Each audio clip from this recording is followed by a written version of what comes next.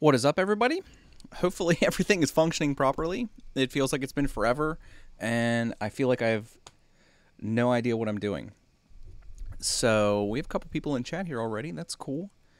Uh, Hopefully it updated the title of the stream and the description and stuff. It seems to be updated on my end, but you never know exactly how YouTube's going to handle things. But today we're actually going to be installing, or attempting to install, a bunch of 3D printed parts for the Anet A8. I've been knocking out quite a few pieces over the last few weeks, and I've got a fair amount of time on the machine now. I don't know if it has a, I think it does have statistics kind of inbuilt like the MK2 does, so maybe we'll check that here. It's not like a shocking amount of print time or anything, but quite a few hours on there. I've got a print that I'm going to use as the kind of before and after, because I have it sliced on the SD card and I printed it. I'll grab that quick.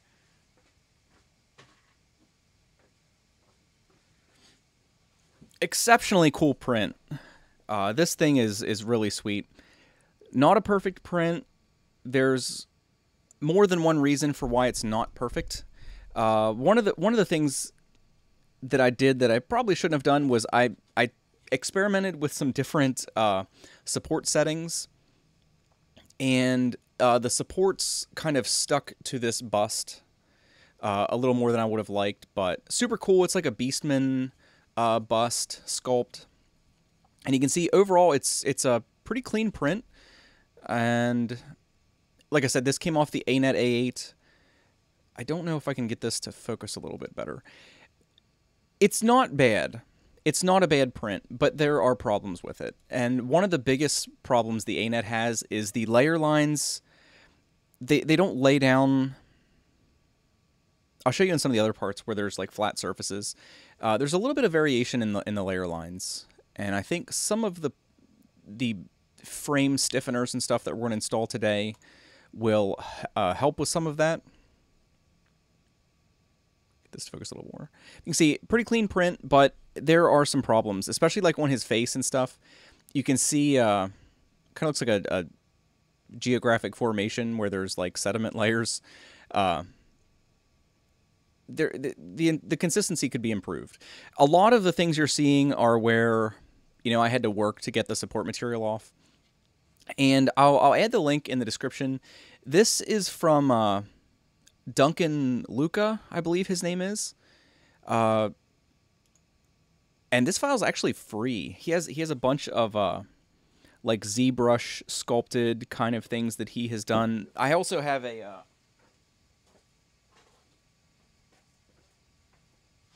this was also printed on the Anet A8, but this did not come out quite as well. It's quite a bit smaller. Still a super cool STL. Same thing, it's a bust. It has a little stand that comes with it, but this one's quite a bit uglier, and that's primarily because of the situation with the supports.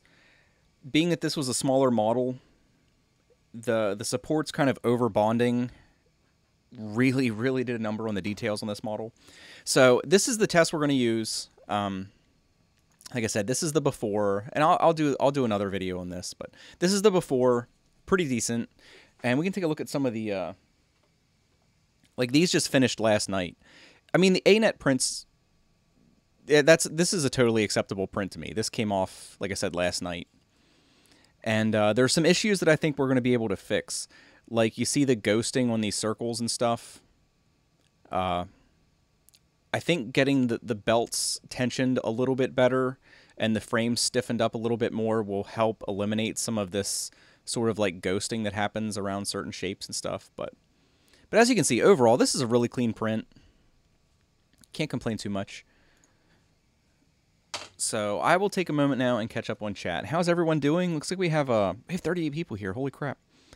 I never know what to expect when it's been so long since I streamed. We've basically just been taking care of a baby for like the last month. He's a little on the fussy side. Let me catch up here. Sorry, I wasn't paying attention, guys. So we have the Guinness, Bob, Gustner was here earlier. I don't know if he's still here.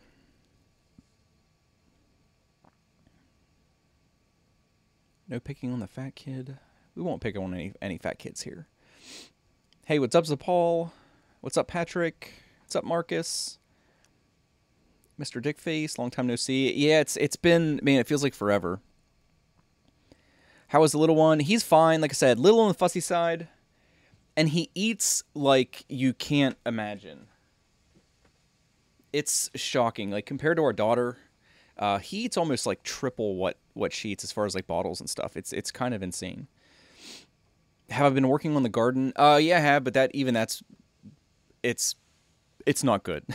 Like, everything looks okay, but it could be much, much better. So I'm going to unplug this, I'm not going to preheat to remove the filament. We'll just cut it. But we'll get the A-net over here. I'll show you the parts we're going to try to install, and then we'll get to it.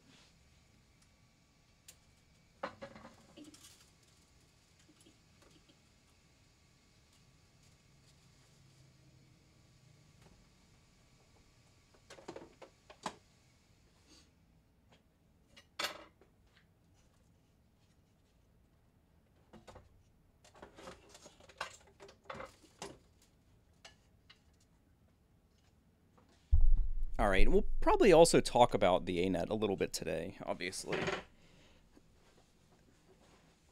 If you see me kind of moving funny when I sit down, it's because I burnt my legs really, really bad. We went to like a swimming place yesterday, and I sprayed everything with sunscreen except my legs, like an idiot.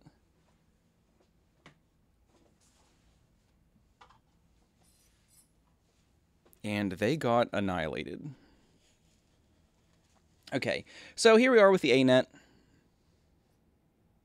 Let me adjust this camera a little bit. Looks a little dark in here.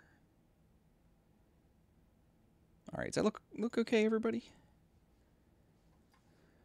Look all right. My face is burnt. No, my face is always just red. I did get a little bit of sun on my face, but I didn't actually get a burn. That's just the everyday bean kind of look.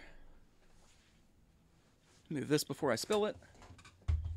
All right, this has a bigger footprint than the MK2. I'm not used to it being over here taking up so much space.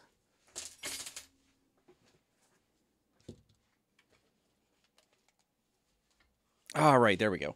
So, like, just sharing some thoughts with the A-net. I do love this printer. It's been very reliable for me. The only thing I've done to it at this point is I have these little things up here that keep the smooth rods in the Z-axis from moving around too much. Pretty trivial little part to print. These little guys. There's a little 608 bearing from the spinners that everyone has been doing. There's a little 608 bearing in there, and they just kind of clamp onto the smooth rod and keep the threaded rod. It keeps it from wiggling. Keeps it pretty stiff. And there's one on both sides. So I've done that, and then I put a piece of spare PEI on the build plate. And I know you can see this does have a different belt tensioner on it, but I just put that on today, messing around. Those are the only two modifications I've done to this machine. So the prints that you saw, or any prints that you've seen, like on social media, I've posted some things that I've printed. Anything you've seen thus far is just the A-net. It's just calibrated fairly well, and it's as is, like basically straight out of the box. I'm pretty happy with it personally. I mean, holy crap, for $162 with shipping that I paid for this, I don't know how anybody can complain about this printer. I know experiences will vary from person to person. That's always going to happen. I just had a relative that bought a brand new car, and they've had a hell of a time with it. So experiences will vary, but if you're comfortable working on a machine and tweaking it and stuff, I think this is a lot of printer for $162 or $167 or whatever it ended up being. So I've been really happy with it. But it's time to see what we can get out of this thing. Like I said, I've showed a couple of the prints. You saw this is a replacement. We're going to replace both of the X-axis idler ends. We're going to put some frame braces in here. We're going to put some frame braces up here in the corner, and then like a cross tensioner and stuff. And I printed everything in purple. This is all in the eSun PLA Plus, which I freaking love this stuff. It's like my filament, my go-to filament now. Prints really, really well. Really like it. Never have any problems with it. And the other thing we're going to do is put a Y-axis belt tensioner on here. And you can see I already did put one on, but it's mostly because I was unsure of the design I wanted to use. And I put links to all of the designs that I've printed in here, and we'll talk about each one a little bit. This one I think is the most useful, because if you're like me, I want to put it on and never have to mess with it. I mean, you might have to periodically adjust the tension, but the other ones are just a little bit fiddlier than I'd like to have on here. All right, I'll catch up on chat here, and then we'll start tearing this thing apart as much as I hate to. Nillabean is a real redneck. I am a real redneck. This is true.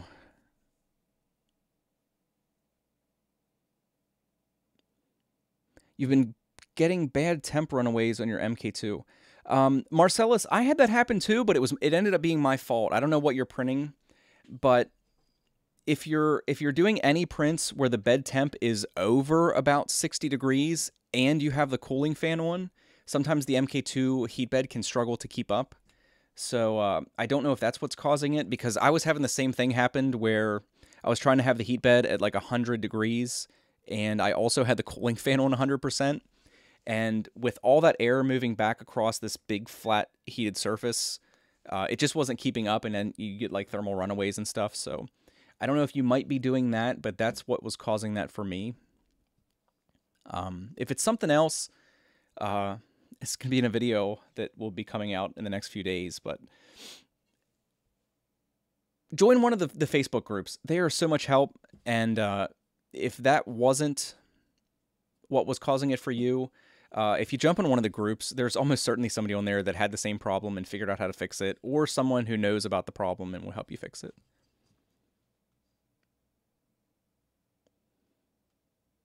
Bed temp drops even though the bed LED is on all the time. Yeah, it sounds like you might have... Go in your slice settings and see what your bed temp is trying to be at, which you probably already know, and then see what your cooling fan speed is.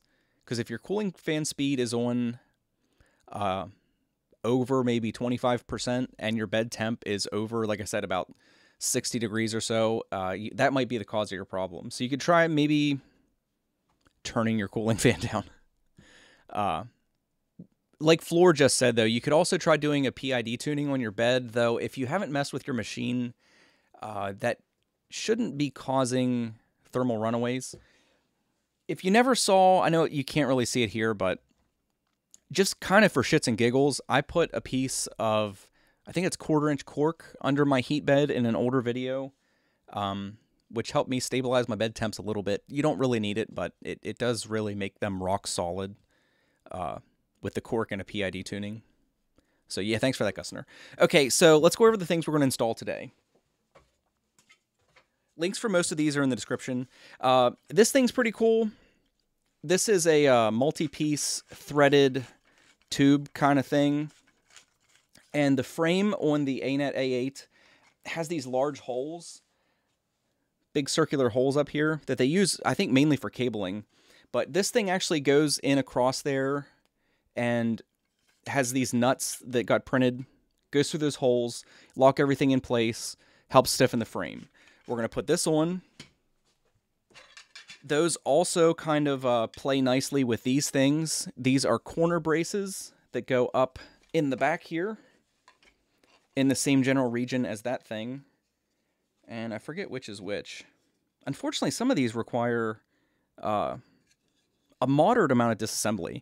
They go up in here, something like that. And the cool thing is that the hole is maintained, so we can go ahead and use this. So we're going to install a pair of those.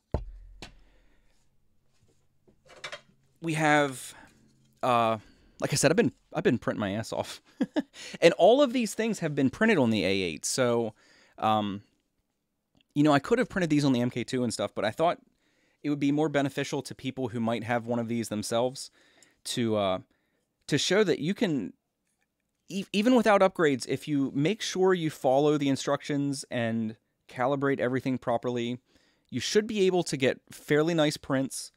Like you can see all these things. These prints are totally acceptable in my opinion. Not perfect. I mean, they would look a little bit better if they were in the MK2, but the quality of these prints is fine. The dimensions on them are acceptable. Pretty damn close. But these are front and rear braces. This one goes in the front across the front plate, and this one goes in the back. And this is a big ass piece. And I put the infill on this, I think at like 50%, which is more than you'd normally need. But the cool thing about this piece, and I'm sorry if this is a little out of focus, this braces the back plate here, and it also incorporates a motor mount to kind of fix the flexing that can happen with that rear stepper motor for the Y-axis. So this just seemed like a cool solution, and you can see these are all from the same person. They have like a cool honeycomb kind of pattern in them, which is kind of nice. So we're going to install these. You can see this prints with some support material that we have to take out here. We'll have to clean this piece up. You can also really see on this piece the, I think you can see it there, the ghosting that I'm talking about, where this circle, I think because of the frame flexing a little bit, and the really cheap belts, you get a little bit of resonance around certain areas when the print head moves, and it creates like this ghosting around certain shapes. And I'm hoping that all these braces will fix that problem. So we're going to put those on, and some of these pieces will install pretty quickly. I had intended on putting the this is a power supply cover with a little thing to actually put a plug, because as it is now, the cord is hardwired into the power supply and there's no on-off switch, which is really annoying. And this kind of fixes that. We'd wire this into the power supply and there'd be like a removable plug here with an on-off switch. But I didn't realize, it's the first time I've had this happen. So this was on the print bed, right? And I thought the print had finished. I popped it off. I was like, okay, it's done. And I went to start something else. And it wasn't until the new job started that I realized there was no filament in the machine. This is actually an incomplete print. And you can see that ghosting that I'm talking about there. This is supposed to be like another 3/4 of an inch high. And it just kind of ran out of filament in a way that the top of this looks fairly clean, so I didn't really think much of it. I thought the print was done, but this is actually, I wouldn't call this a failed print. This is a user error print. But we can't actually use this, unfortunately. So we're not doing the power supply today, even though it's probably the piece I wanted to install the most. So unfortunately, that's not getting done. Of course, I already mentioned these. These are the X-axis idler ends, and you can see there's a pair of them here. These printed out really nice, and the cool thing about these is that they integrate a belt tensioner in the end that you can adjust with some screws, so you can adjust the belt tension instead of having to do it with the kind of pain in the ass system on the back of the extruder assembly with the screws and stuff, and you have to change the amount that the teeth interlock with each other in the belt, which is kind of a pain in the ass. I'm going to put those on. I have a couple. We're going to do the Y-axis belt tensioner. We'll probably take that off, look at it, and put it back on. And we'll also talk about some of the other designs that I printed that I don't really like. Maybe I'll spare you the time spent printing them and stuff, because I expected them to work better than they did, and I didn't really like them when I put them on. And the other thing is this little guy.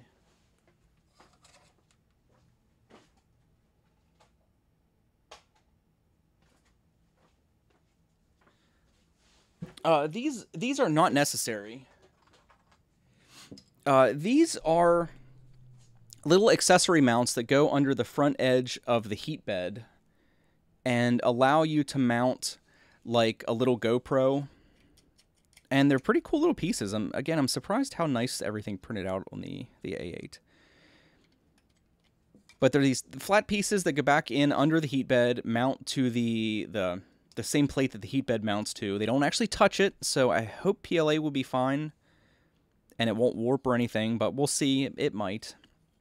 You see, they mount in there, and then they've got these little accessory things that you can mount on. They screw in real nice. It's got this kind of riser thing here. And you can mount like a GoPro, which is what I'm going to do. Mount like a GoPro and stuff, or whatever the hell you'd want to mount on here. Maybe just lights so you can see your print clearly. Whatever, but they don't weigh very much, so hopefully they won't be a problem as far as mass. And I went ahead and laid this piece out in Tinkercad. This is not included in those files. This is just a little little plate that mounts on the end that I can mount my... where is it?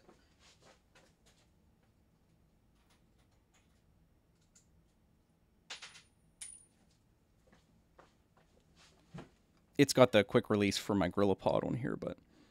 this is the little action cam that I've been using. This is a Yi 4K. This thing's freaking amazing. That I got off of GearBest. But I just made a little plate with the hole correctly oriented, and I can mount my little GoPro on here and hopefully be able to do some time lapses and stuff here in the near future. Because the only other cam I do have webcams, but there's no... Like, I don't want to be dealing with cables running across my shop all the time. I already have enough cables everywhere. And the only other camera I have is a DSLR, which weighs like 5 pounds or something crazy. And I can't really have that on the Y-axis plate. It's going to cause problems.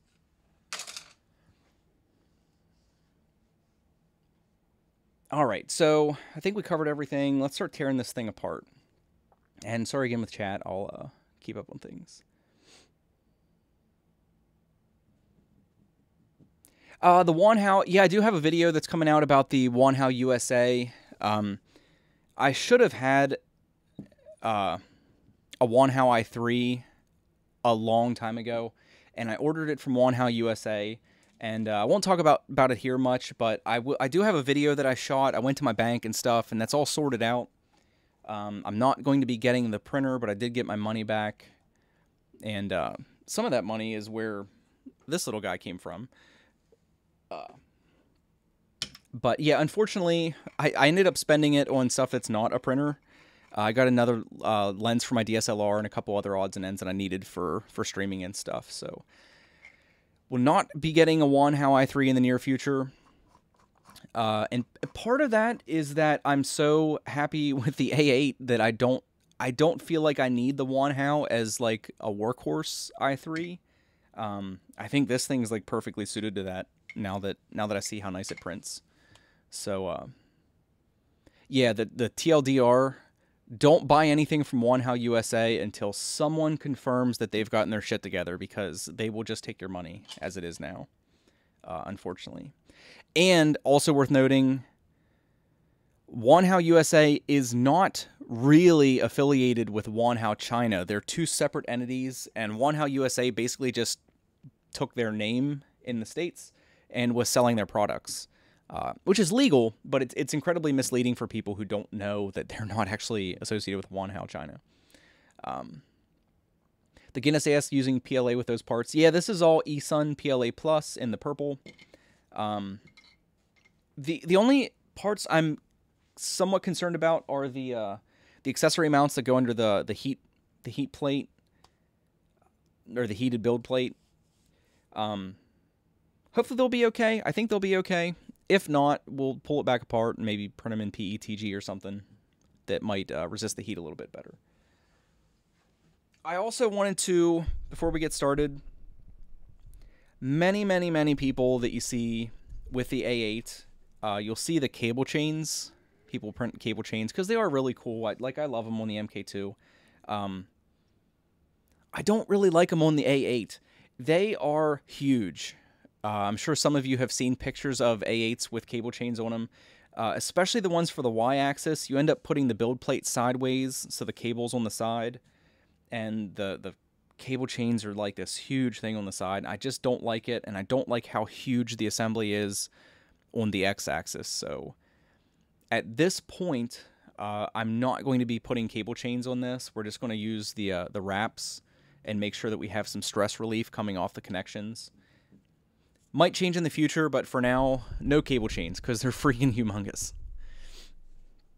Does anyone have a 4K action cam firmware with Wi-Fi client and not just access point function? I don't know. It's really common. Like even this E4K, you connect to its Wi-Fi. That's a really common thing in action cams. I'm not aware of any that work kind of like an IP cam where you can connect to your network and the camera, unfortunately. So maybe someone else does, but I don't. So maybe someone else in chat will hook you up with that, Gustner. All right, so unfortunately we're going to have to remove a lot of the cabling here. So we've got zip ties to cut. We'll go ahead and start doing that. We'll cut some zip ties off here to get these cable bundles loose.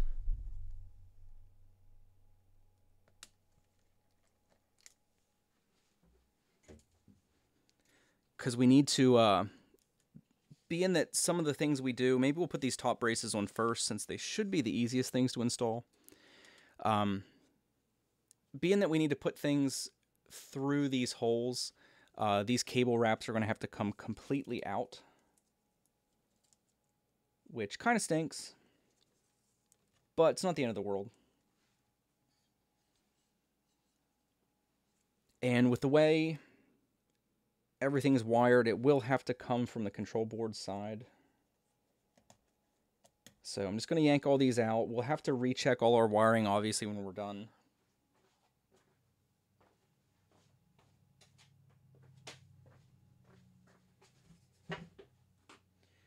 Need a screwdriver here because we have to disconnect our power connections.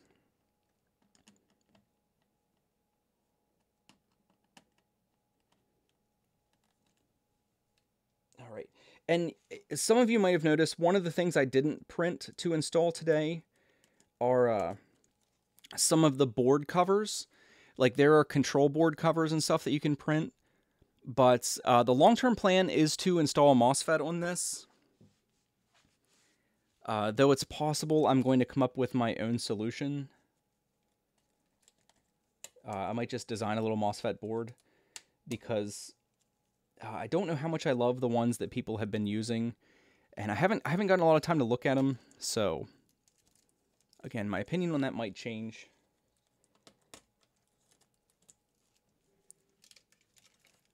All right, we've got a ribbon cable, and then we should be out of these holes. Just feeding everything back through.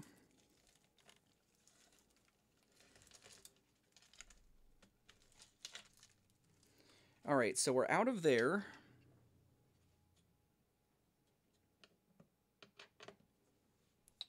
I don't want to undo too many of these cable constraints if I don't have to. We're also going to have to take the bolts out of this back panel because these corner braces actually integrate into those. Like I believe this one goes on this side. And it's something this kind of needed because this piece acts as a spacer between the PCB for the LCD. Because it kind of gets flexed up here pretty bad. If you're not careful, I could even see people potentially damaging that PCB when you're tightening these bolts down.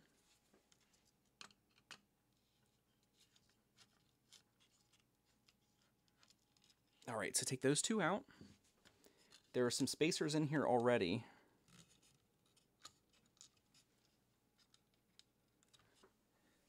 And we'll compare our thickness. And you see, whoever designed these did a good job. These are exactly the same thickness, so should fit in there effortlessly. And one thing we should look at, when I built this, I didn't feel like the frame flexed very much. But when the print head, especially with taller prints, like you can imagine this this Minotaur dude being on here, the x-axis with the support and everything, the x-axis is going to be up about here, and it does shake the machine. Like you can see the frame flexing while it's printing, and I think that's what a little bit of that sort of like striation in the layer lines is from. So hopefully this goes a long way to eliminating that kind of thing. You see they fit in there really nice. And you've probably noticed at this point with the purple and the black aesthetic, I'm hoping this is going to look pretty cool when we're done. Be our sexy little A-net.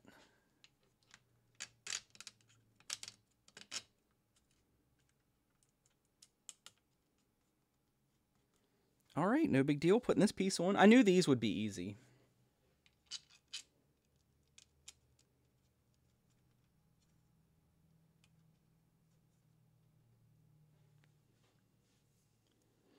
Do you mean designing a 3D model or the actual MOSFET board? I meant the actual MOSFET board.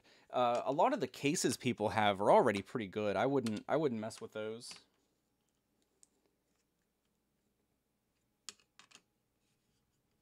But there's several different ways.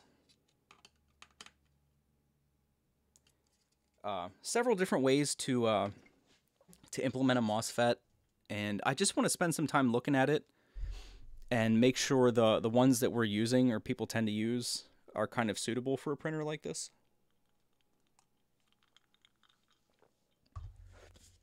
All right, so that's in there, and I think this has a hole here for a bolt, and there's no bolts that size included with the kit.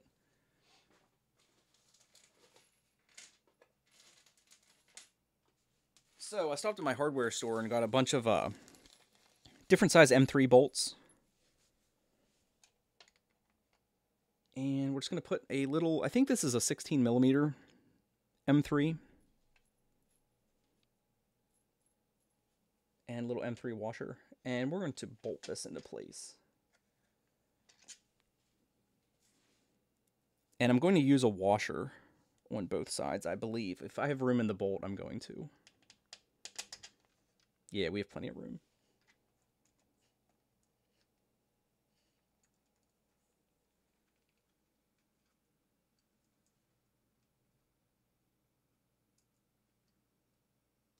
Oh, get started, you bastard.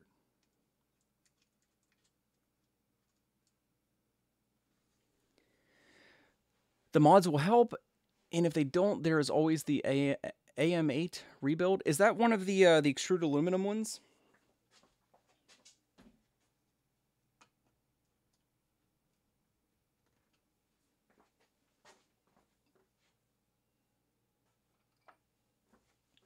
Because that would be cool, but I can't see I can't see doing it for an A8.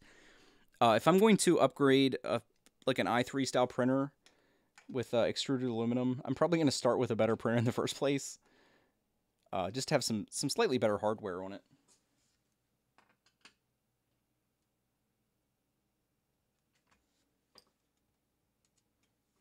All right, so there that is. And I'm going to loosen these front bolts because we have a little bit of room in the holes. And I'm just going to make sure that this is pushed over tight in the corner before we tighten all this down. So it actually serves its purpose.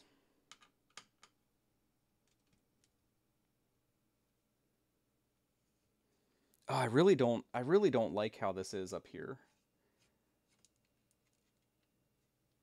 Freaks me out a little bit. I think I'm going to replace the bolt in this with a slightly longer one. I don't know if I can show you guys. This kind of made me cringe before when I was building this, right? So up here we have, you can see there's a lot of like the solder connections coming out of the back of this PCB for the LCD. And there's no spacer between that and this acrylic plate. So this corner draws down really tight. And it just kind of like puts pressure on all those solder points on the back. And I don't like that. So we're going to put a washer or two between this back acrylic plate and that PCB so that we're not drawing down really tight like that. That's not good. So let me find like an M4 washer that's a little bit thicker.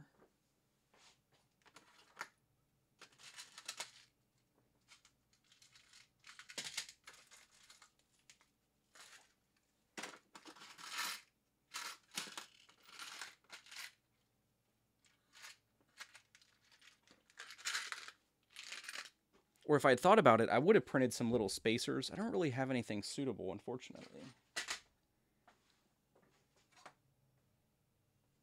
Because I don't think it needs much. Just a few millimeters there to kind of not have that draw down so tight on the back of that PCB. But little stuff like that, I think little tweaks like this are one of the fun things of installing upgrade parts, because you get to address some of these issues. Like I said, this has kind of bothered me ever since I did the initial build of this. And I just didn't feel like messing with it at that time. But I think we're going to mess with it here for a second.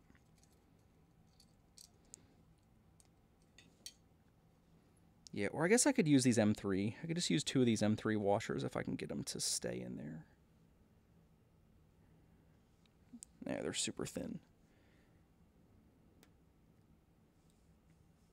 See how much difference a single washer makes in there.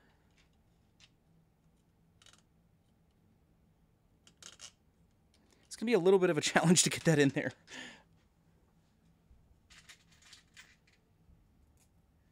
I actually think I'm going to, I know this sounds kind of stupid, I think I'm actually going to use an M4 nut. I'm going to use an M4 nut on this M3 bolt as a spacer, because it's basically the perfect thickness to kind of make this back plate stand off.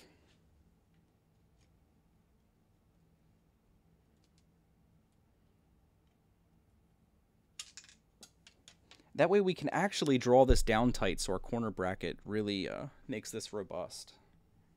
I think that's going to make a big difference.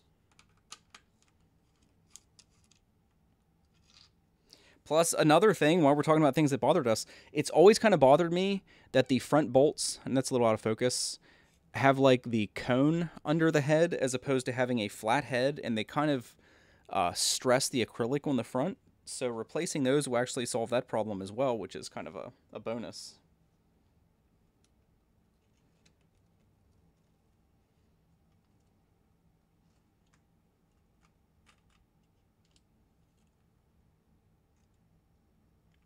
Oh, that like almost doesn't leave us with enough on the back to thread this in the nut.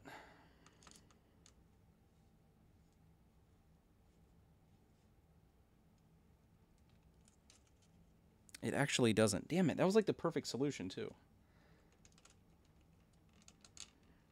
Hey, what's up, Fun King? Are these, I mean, that is a valid question, the Guinness. Are these parts making the frame stiffer? I would say yes, especially in combination. One of the, there's a couple points on this that flex.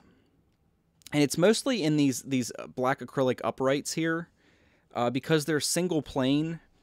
And it's something they actually fixed with the A6. The A6 has like these style uprights, and then they have flat uprights that kind of like create like a T, so they can't flex. But when you see this printer, it flexes quite a bit up in the top here, where these corner brackets are going. And then in addition to that, we're going to have this truss, this threaded truss that goes across here, that's going to also help reduce the flex. I think between the two, and there's also additional parts that we can add into this setup if we want to. I think between all those, that should definitely address the flexing problem. Hey, what's up, Clack? What's up, man? Clack, anybody sees him in chat? I'm pretty sure, I'll double check. Let's double check here. You might just have like all twerking videos. We'll make sure this is who I think it is. Yeah, it is. Clack is a guy who plays World of Warcraft. He does PvP and stuff. If anybody's into World of Warcraft, particularly like, what do you play, like Boomies and Feral Druids? Check out Clack's channel. He's a pretty laid back guy. I like hanging out in his streams. And when he occasionally does like the viewer battlegrounds and stuff, it's a lot of fun. But yeah, Clack, we're working on this. This is like a super, super cheap printer that we're trying to get to perform like a higher end printer. So we printed all these out, like upgrade parts out, and trying to get her dialed in.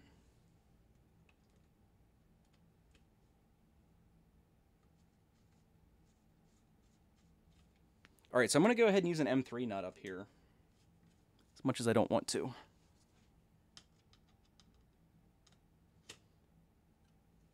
But we can go ahead and tighten down the PCB to that corner bracket, and then just kind of moderately tighten that back acrylic plate on, since it doesn't really serve a purpose now except to cover the electrical connections. But I think this is still a better solution than how it was initially.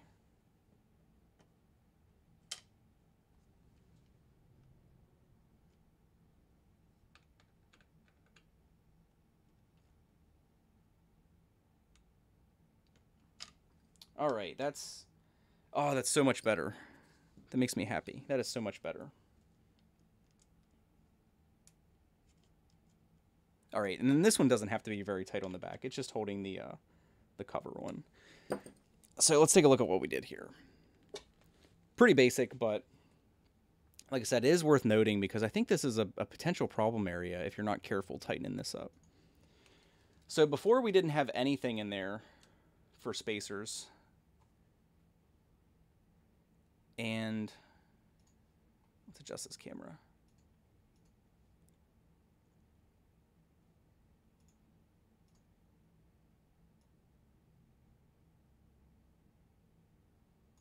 All right. Yeah, before there wasn't anything as far as spacers in there, and this back plate flexed like crazy as you tighten it down.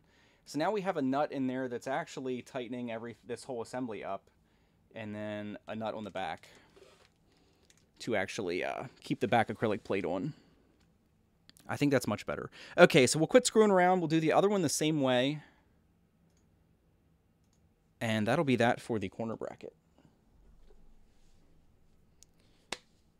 All right. Makes me feel much better. Little things like this, like, it's funny how they just kind of annoy you, and you can't quit thinking about it.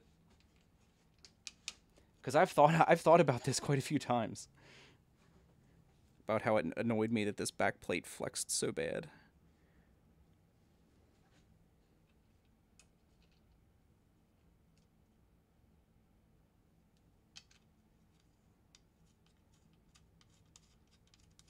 All right, we'll tighten this one up.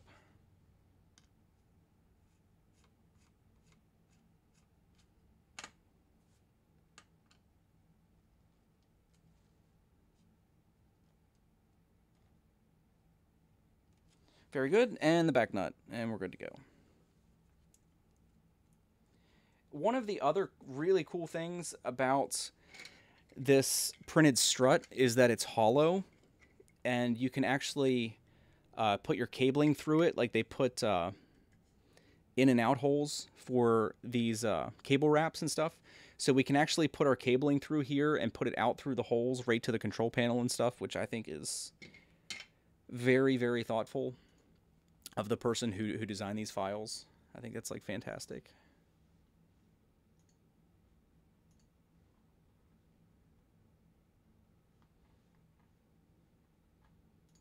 All right, so this corner's in.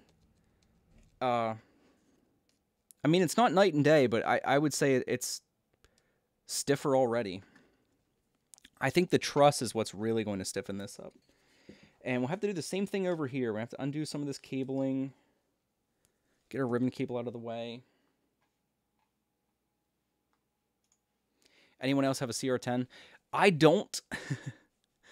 But yeah, it's the CR10 is kind of like the Trinus, where you have like the big structural parts, right? And you just kind of put them together, which can be great or terrible, depending on how much you like to build stuff.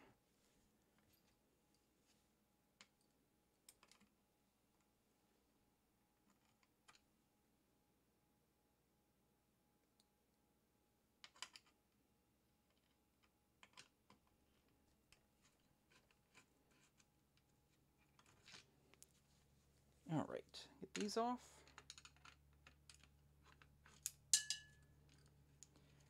Their spacers are falling out,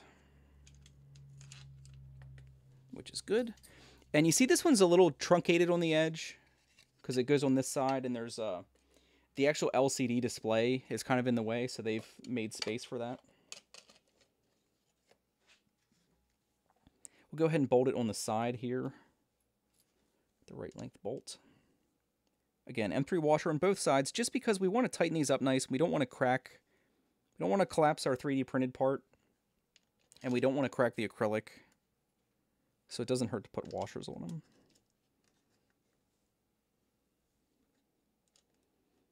The CR10 is basically three parts. Yeah, that's how the my Trinus was even worse than it normally is because mine was already assembled because I bought it used. But yeah, I think kits like that are better for new users. You see a lot of people recommend kits to people, and it's like I don't realize.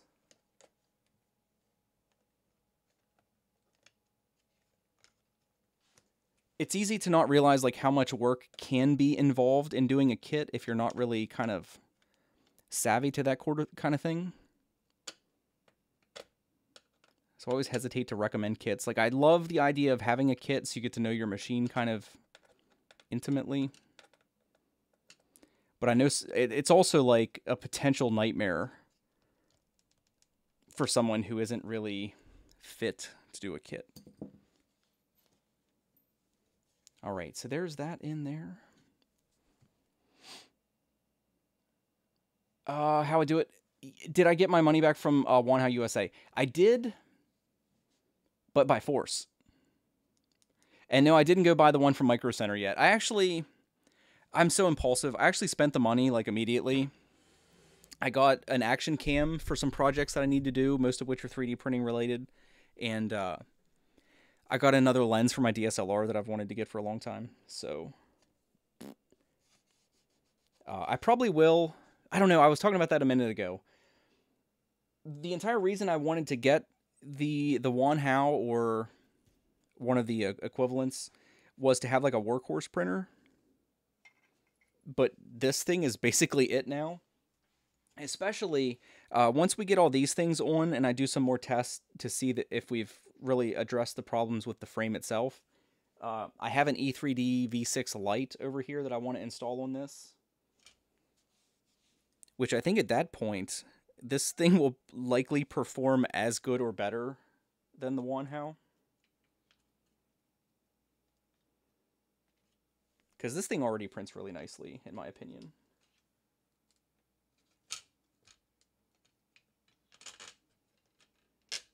So imagine with like a legitimate, you know, reasonable quality hot end that this thing will really perform well.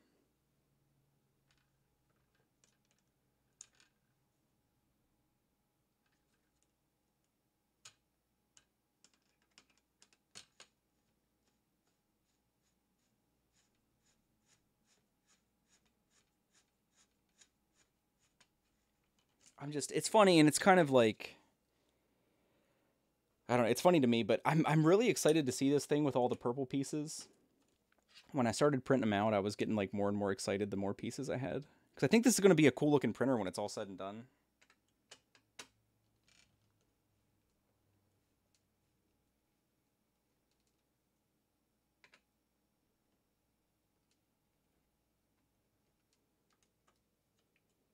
What is going on here?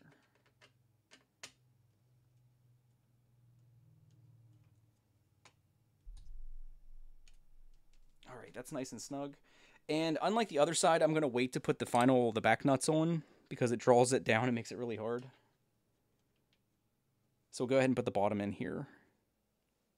And then this piece will basically be done, and then we'll put this this threaded truss on.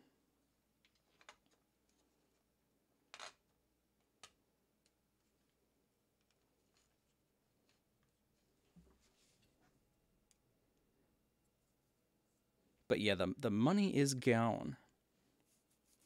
The CR10, some of you might have remembered, when I was looking at buying a second/third printer, I was kind of debating between the CR10 and the i3 plus something else, like a cheap printer like this. And I ended up going with the Wanhao plus this guy over the CR10, and I kind of regret it now. Like, I love having this thing, but the CR10, the print volume is so big. It's like so sweet to be able to print big stuff.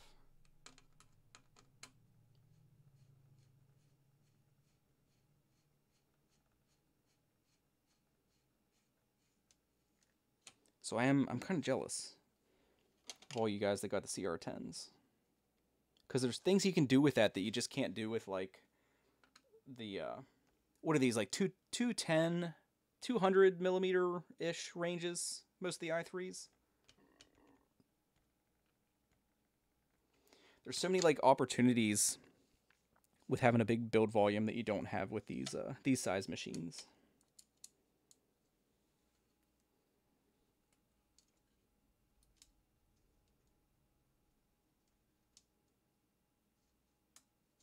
All right, I know that was a little bit tedious, but oh, this is so much better now. This little unit is so much more robust up here, and I'm not worried about it breaking.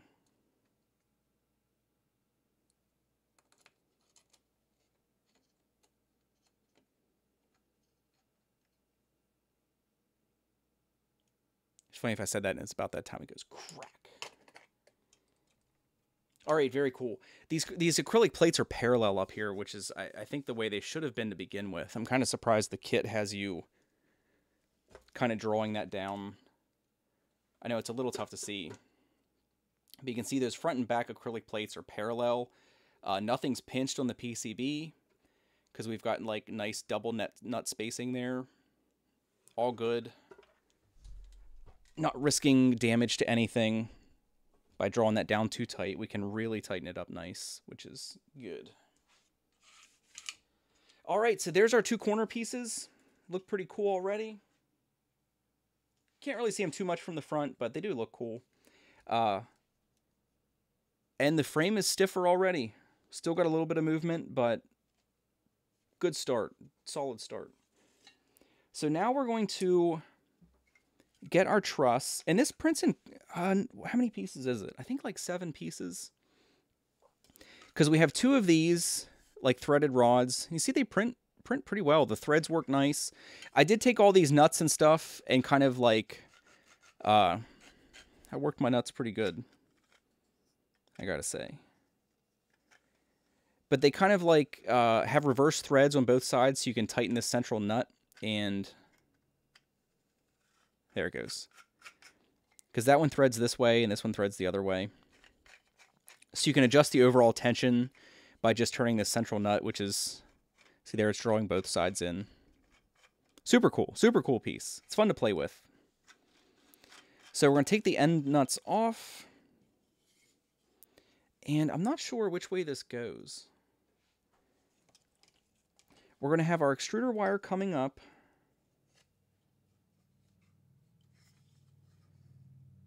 I'm assuming the piece with 2 holes, this one has a small round access hole and then the oval hole. I'm assuming that goes on this side. Just going to move the nuts in the whole way so we can slide this through.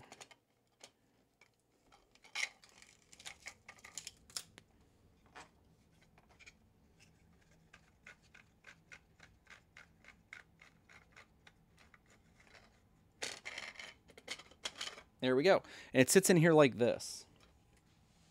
And I haven't actually seen too many people print this piece, but it seems like a fantastic solution to the problem to me, because it's just going to keep, it's another point where the distance between these 2 pieces is going to be fixed, which should help make it more rigid. And if nothing else, I think it's a nice little solution to cleaning your cabling up a little bit, which is kind of cool. And then being able to use it with these corner pieces and stuff and have them all kind of work together. Pretty cool. I'm actually kind of sad to have to put this on the machine because this was kind of fun to play with.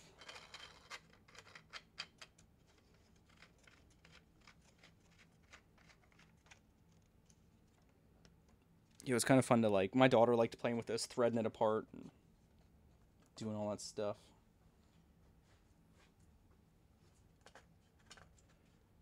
All right, so I assume... What do I assume? I'm thinking that the small round hole on this side has to be down, with the large hole up, so we can bring the ribbon cable from our LCD down in there.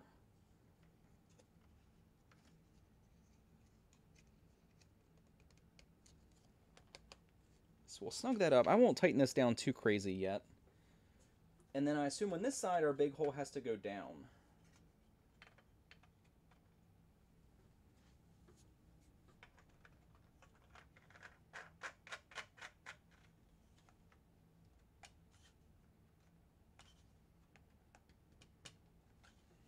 That is pretty damn nifty, I gotta say. That's a cool little piece.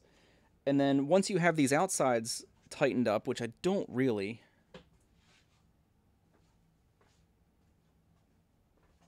I said I'm not going to get too concerned about making these super snug. I need to find my big pipe wrench. Or big adjustable wrench.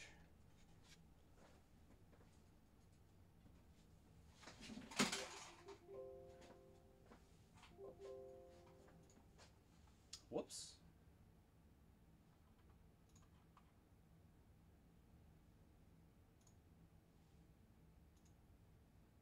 Are we still going? I kicked my mouse. Okay, we're okay.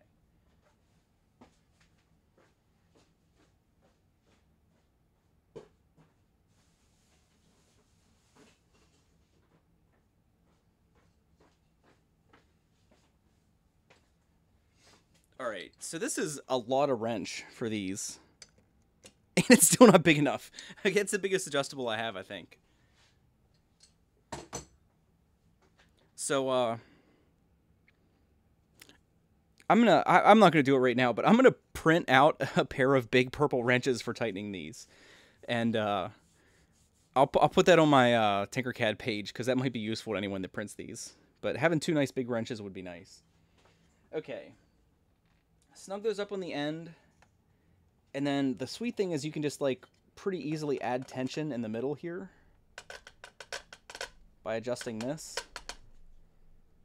And that is, again, a noticeable improvement from the corners as well. Like, that's getting pretty stiff.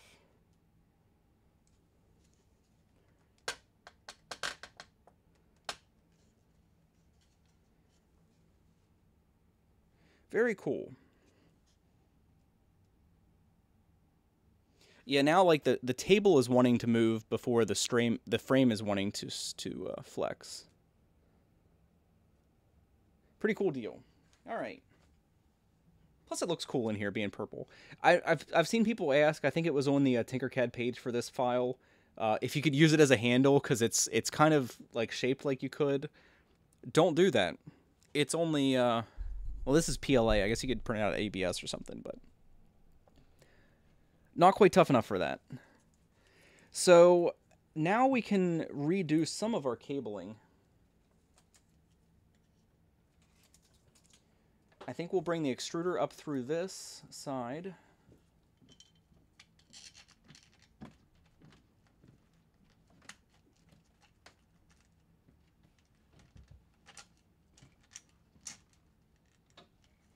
Whoops, probably should have worked some of this through before we put all our nuts on, because this is actually a big old blob of cables here.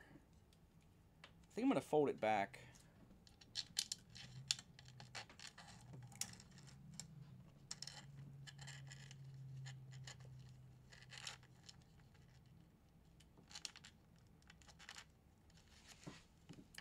Try to work it over in sections here.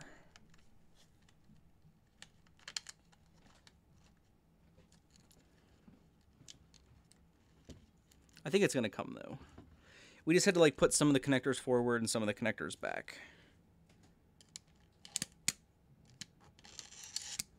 But we got it.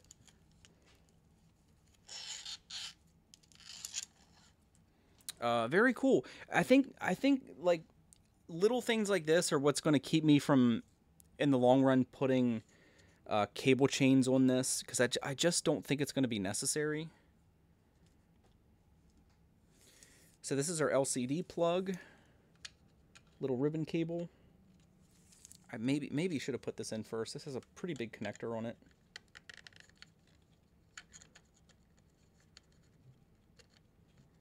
Yeah, maybe should have done this one first. Damn it. That's a big guy on there.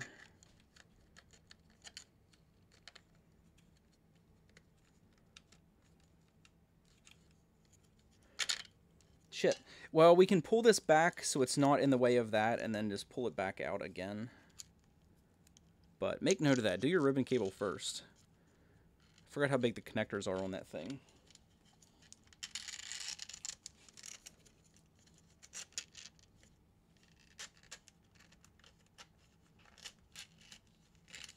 Alright, we'll pull it right past that hole so we can get this guy in there.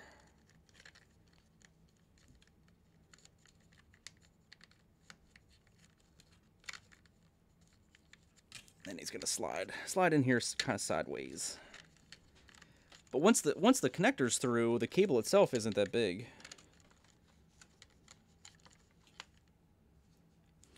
Needle nose pliers have been pretty handy several times during this process. All right, so there we go. That's through.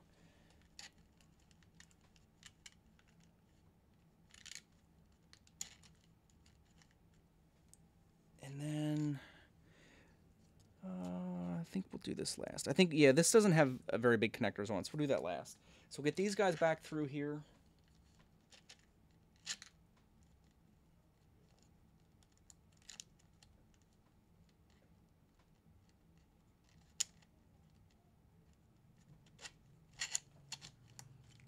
Coming out? Yeah, came right back out.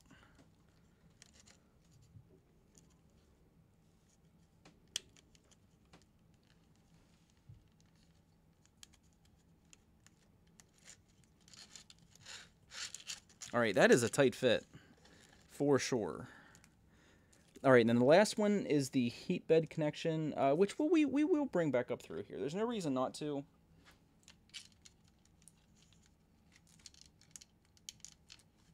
And it's going to make things a lot cleaner in the long run. Because when we eventually print like a control cover box over here, all our cabling will be coming right out into the top of it. So you've got to keep things a lot neater.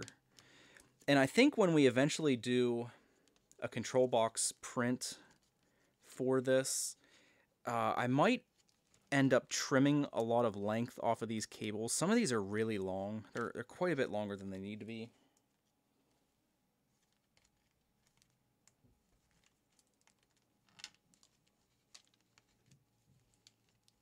And it just kind of makes cable management a pain. Because there we have, there's almost 18 inches on some of these, and we only need about 8 or 10 to actually get to the control board. But there we are. That is a bit cleaner in the back, which is a nice kind of byproduct, because we have our cables going, my camera can't flip the way I want it to. Cables going up into our tubes over here and over here. Little ribbon going in the top up here. Keeps everything nice and clean. Gets it on the other side of this this strut in kind of a cool way. Oh my, there's that Nilla dude. Let me catch up on chat here again. Hey, what's up, Chris and Earl?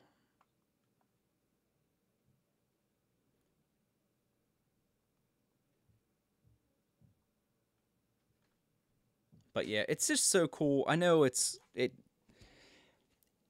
blows my mind that the warm fuzzies never wear off. Like, it's so cool to be able to print this stuff ourselves to improve a printer like this. Imagine if you had to buy all this crap. That would not be quite as cool. Definitely stiffening up. There's a little bit of flex down here yet, like in an area at the bottom here, which I don't know if there's any prints that really address that, because we might end up designing some of our own stuff here to address some of these problems.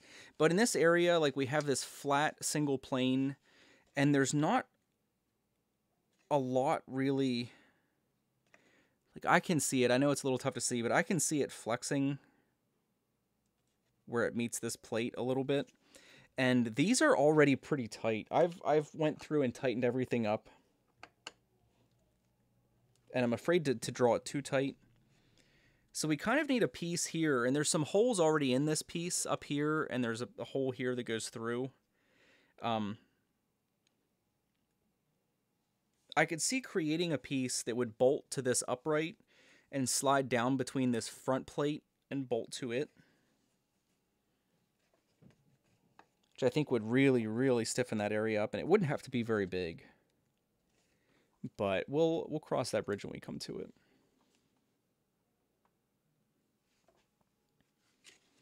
Tie a string before you pull cables back. Yeah, it might not be a bad idea. Might not be a bad idea. Most of the issue isn't really like pulling them the length of the tube. It's getting all the connectors in there without them catching on stuff. Believe me, if you do this, you'll see. You'll see it when you get to it. My wife and daughter are home. We've been going for about an hour. I can see already we're likely not going to get all of this done. So let's tackle one of these two projects here. I'll let it up to you guys. Do you want to install the front and back frame braces? Because we'll have to disassemble most of the Y-axis.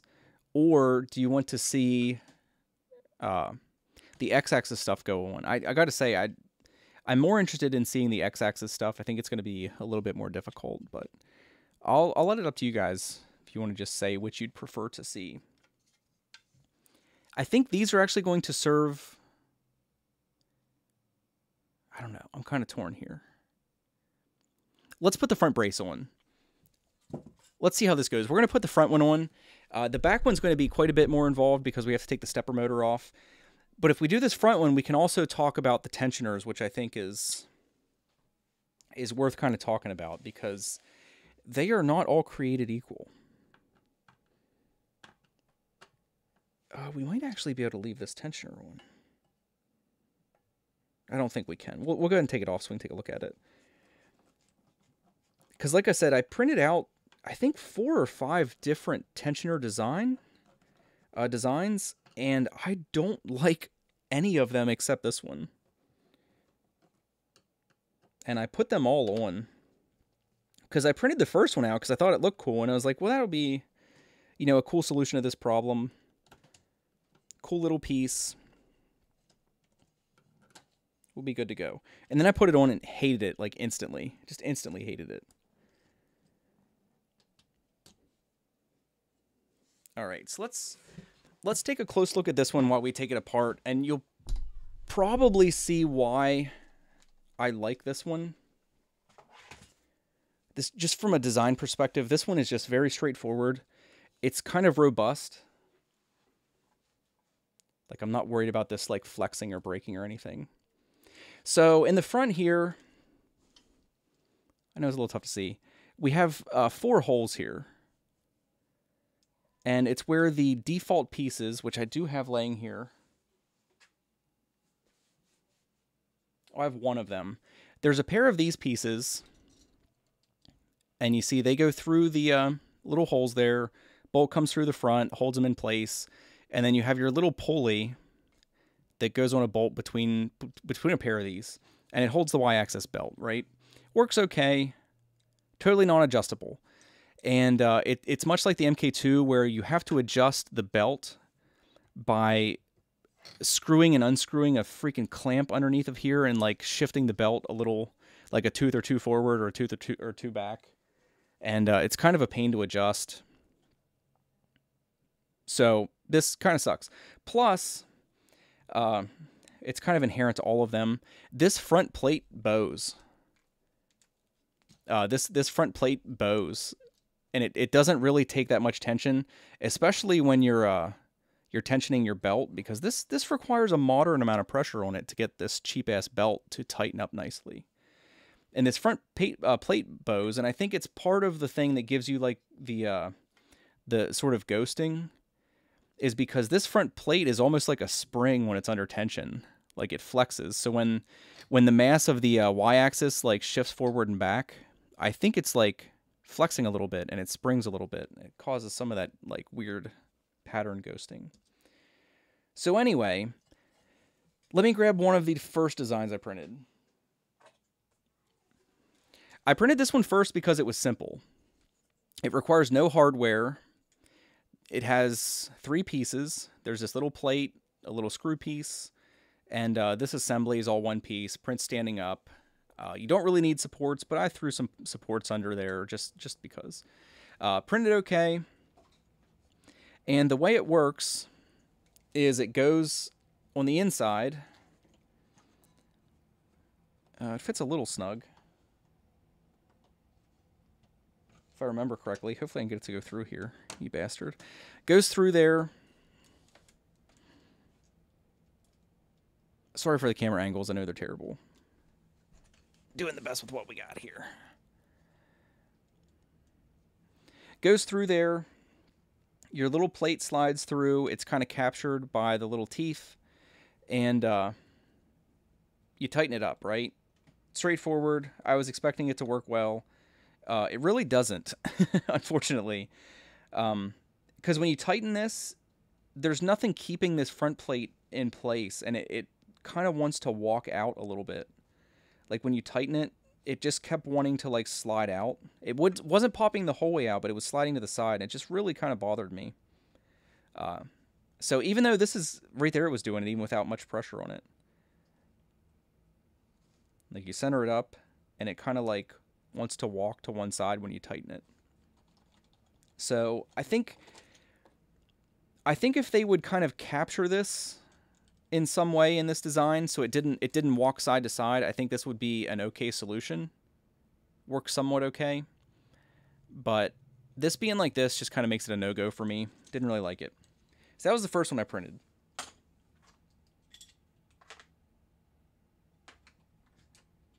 Here's the second one I printed. This one's a bit more complicated, and it had a bit more hardware. So you have a front plate here. Actually, I'm sorry. That's the third one. So you have these 2 pieces that go inside. They come back through the holes, like so. We won't put them all in. I think you get the idea. Go in through the holes. This plate goes on the front. You have some bolts with some captured washers that go back in there. And then you have a screw piece that goes through and puts tension against the plate, and it pulls these pieces back to tension your belt. Again, it seemed okay. I was really expecting this to work kind of nicely.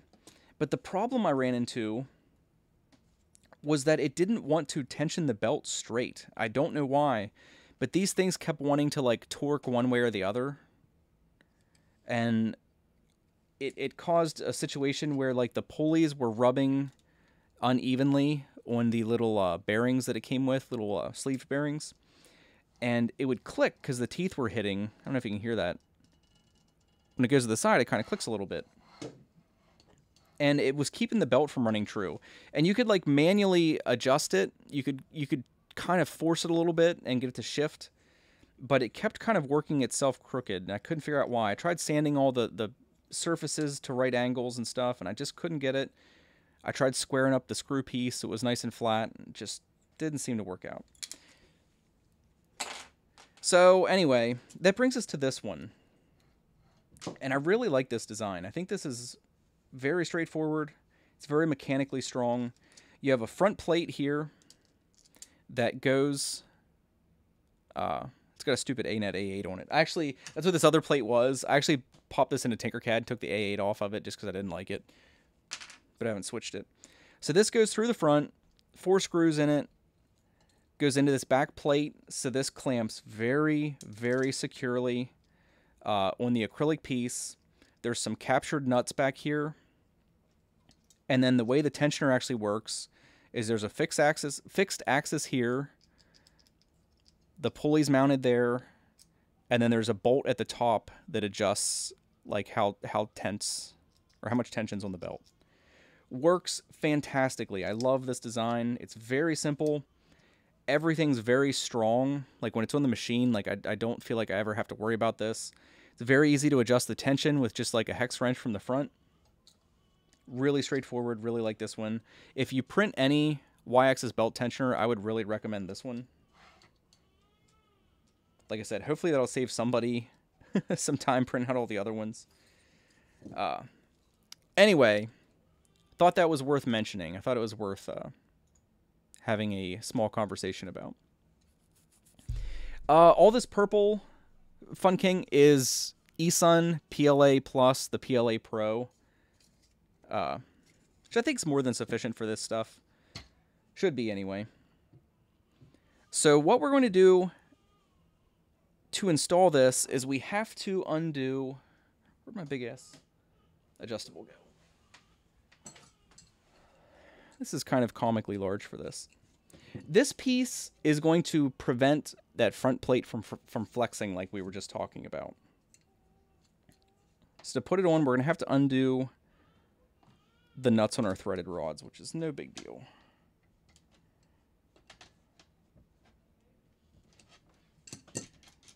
Take our front nuts and washers off.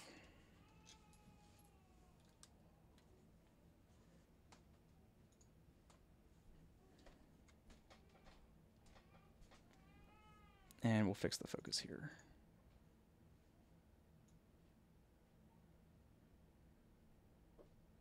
Front nuts and washers off. Not too big of a deal. This whole front plate's going to slide out. I guess before we take that off, we'll back up the back set because we're going to have to leave room for our plate, obviously. Pull this whole assembly off. We'll leave the smooth rods in place. And then we'll slide our brace in. Smooth rods will go on top. They don't actually go into this piece. Just the threaded rods will go through. And then we'll put our front plate back on, capturing our smooth rods again. Push it back to where it kind of bottoms out on the smooth rods. Bring our printed piece forward. Kind of tentatively get our back nuts in place.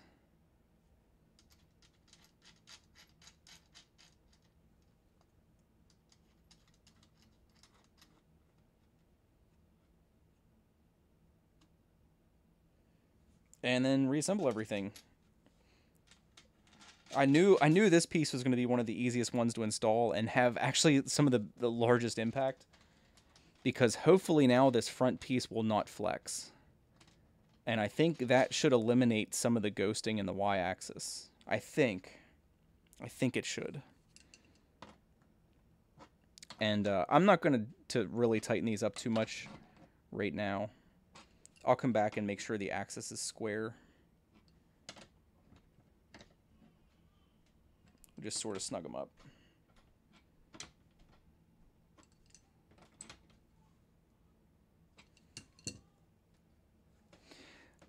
Now I can still flex that if I push it really hard, but I think this is going to be enough to prevent that from just flexing under the tension of the belt, which is really what the problem was. And then you can see the nice thing is this has space to accommodate. It doesn't actually touch, sorry for the shadow. It doesn't actually touch anything around where your belt tensioner. So you could put the factory one back on here, or you could use any of the designs that we just looked at. So luckily you can use this front brace with, I think, pretty much any belt tensioning system. I mean, it's possible there are ones that it won't work with, but from what I can tell, there's space in there to use pretty much whatever you want. It's a little finicky to keep the washers captured in the back here, because the fit's kind of loose, so it doesn't really hold them in at all. So I'm probably being a little ambitious by putting all these in. We'll try to get just that side in.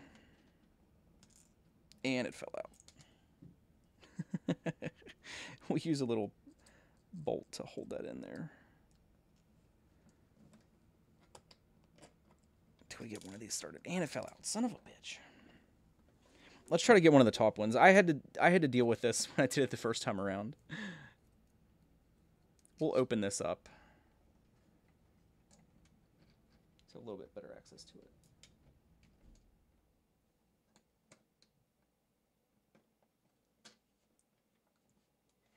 Oh, I thought for a second there this one wasn't going to fit. I was going to be it'd be funny to have that little monologue about belt tensioners fitting with this, and then this one doesn't fit with it.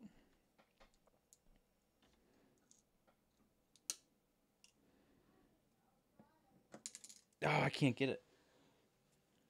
How am I going to do this? I need a third hand. Let's get one of the easy ones in, and then we'll worry about the other ones.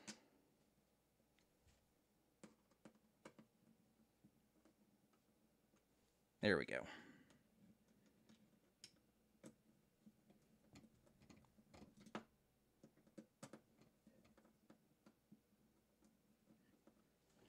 But I don't know. I think this printer's already starting to look pretty cool with the purple on there, which I know some of you might not be too bothered by, you know, what color you use. Because things like this are kind of a good opportunity to use up like remnants that you have of filament laying around. But it is kind of cool to be able to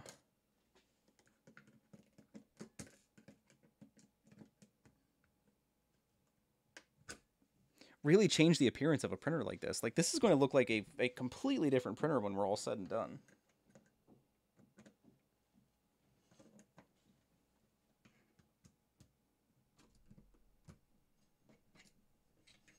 There is no room to get these in down there.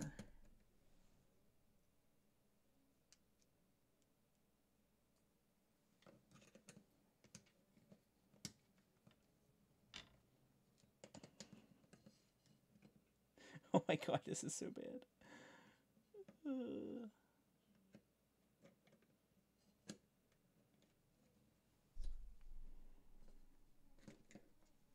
I'm going to be interested to hear some of your horror stories about getting these nuts in.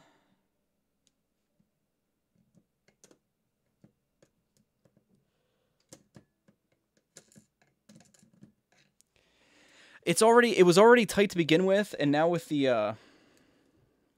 the brace being on both sides, like the walls of this brace being on both sides, it's like super tight. There's like no space at all. I'll give it a couple more tries here. I'm not gonna like lose sleep about not getting these nuts in on stream. Instantly dropped it.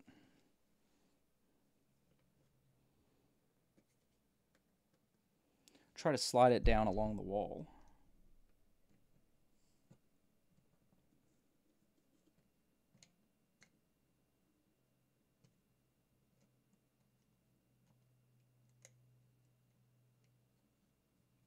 I'm so close.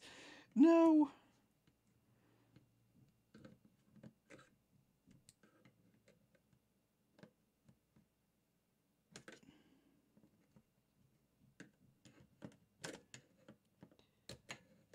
How is it this hard?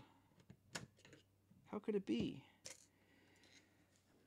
I'll tell you what I'm going to do. I'm going to super glue those in. Maybe that's the easy way to do this. Yeah, like Ulysses just said. I think I'm gonna put a dab of super glue and glue those nuts in there, and that should be enough to get them started without whatever you would call this nightmare. That's crazy. All right, so you see why it's a little tough. The head of this screw kind of covers that hole, but since we don't have any room down here, we have to have this in first. And if you see, probably not super necessary, but I used some, get the focus there a little bit better. I used lock nuts on these because they are going to be tough to access. So it's probably worth doing that, grabbing some M3 lock nuts and putting them in places like this where you're not really going to have easy access to later down the road. So I have 5 nuts laying down in here.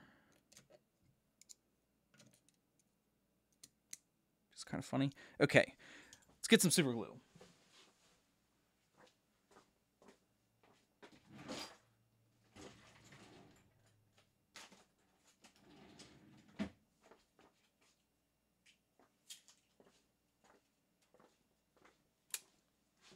Oh, I do. No, that's...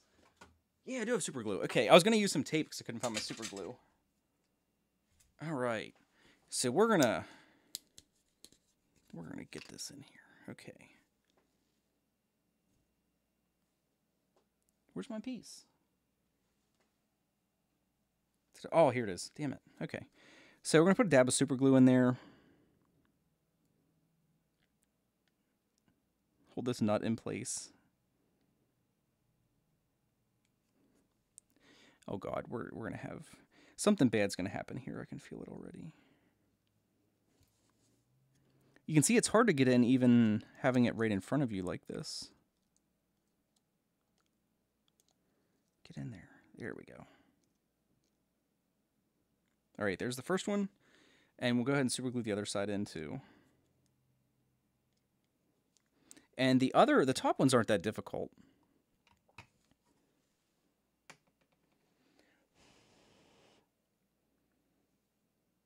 All right, but that should be enough. Because I can take a hex wrench or something down there and keep them in the hole now that they're in. It's just, there's a little hexagonal hole in there. Ah, there we go. All right.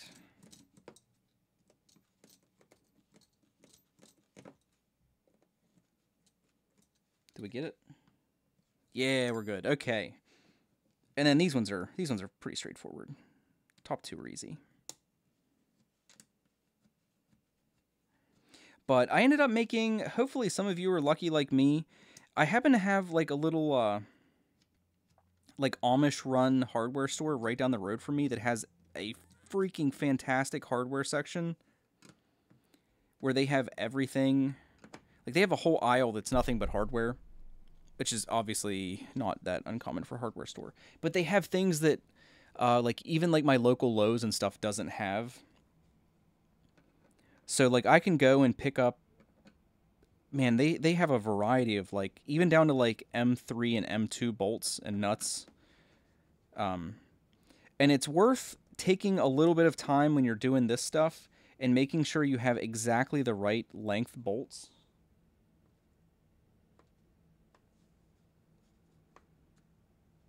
Because a lot of these areas, you don't have a whole lot of clearance, so it's worth a little bit of extra bother to make sure you're not going to have, like these. If you'd have a bunch of bolts sticking out there, it might start to interfere with, you know, your ability to tension the belt as much as you'd want to. It's worth a little bit of extra bother. Okay. This also captures a nut here in the back. And then I think this is like a 16 millimeter, something like that. Comes through, and these are screw heads on the front. They're Phillips. Mainly because they're cheaper than getting hex head bolts. So when I was buying like a bunch, it was just, these cost like half of what like a hex head metric bolt does. But for one like this, it is just easier to be able to take like an Allen wrench and tension your belt. And our belt popped off the back.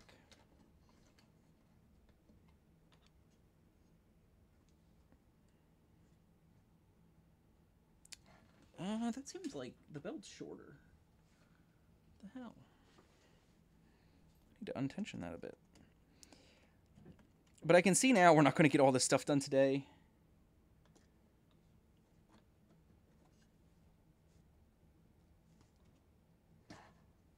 I don't know why that won't reach. But one of the things we're going to do relatively soon is replace these cheap kind of plasticky GT2 belts.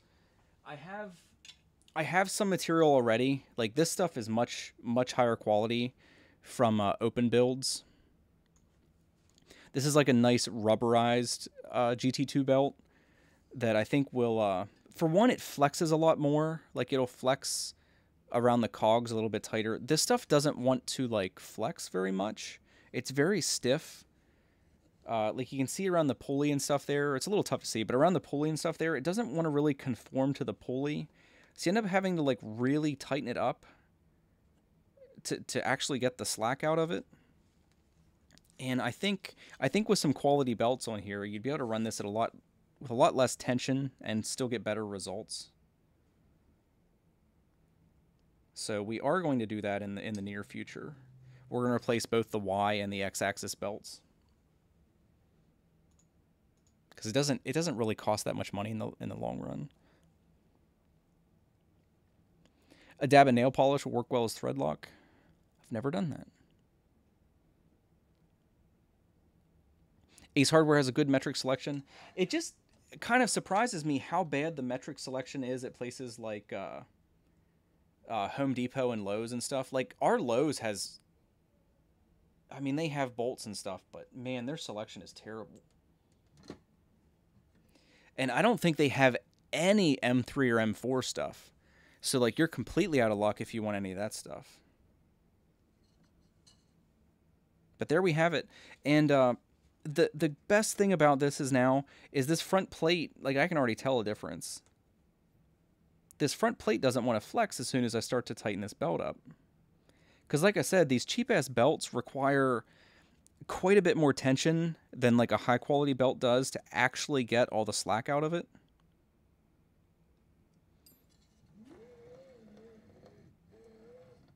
Here we go. Not bad. So, hour and a half. We have a little bit more time. Like I said, I really wanted to get the X-axis stuff on. Because I think some of that's going to make... like, having a belt tensioner on there is going to be like a huge quality of life improvement.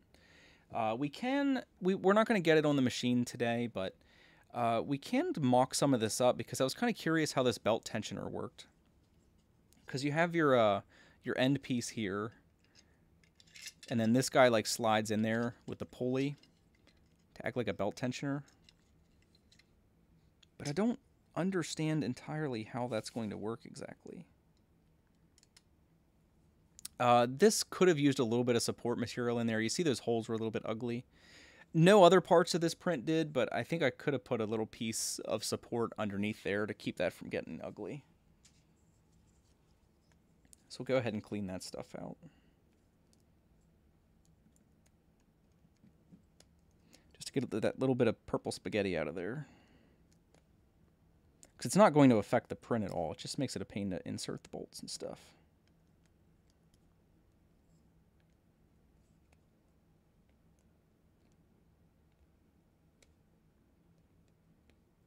But I'll probably run a small print today. There's a couple other pieces. I need to print a piece to capture the GT2 belt underneath of the heat bed. I still need that before we get too gung-ho, because we'll have that ready whenever we want to put these accessory bits on. We'll have that ready to go. I can't really think of any other things. I want to print... I know, and it's getting into nitpickery, but... like these pieces, I want to reprint these in purple. Just because why not? Goodness, I thought this guy had died. Yeah, it's been a while, man, but I'm still here. Still doing a lot of printing and stuff, too. As you can see, I've been printing out.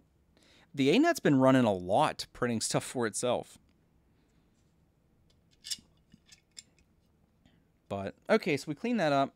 Like I said, I'm just kind of curious how this is going to work. So we've got, I think these are like 20mm M3s. They're going to go in here. And it's got a space to capture an M3 nut in here, but I don't understand why. I don't think it's going to stay in there. Because it has to press against this other piece. I mean, we'll go ahead and stick them in here. But it's got to press against this other piece to actually tension the belt.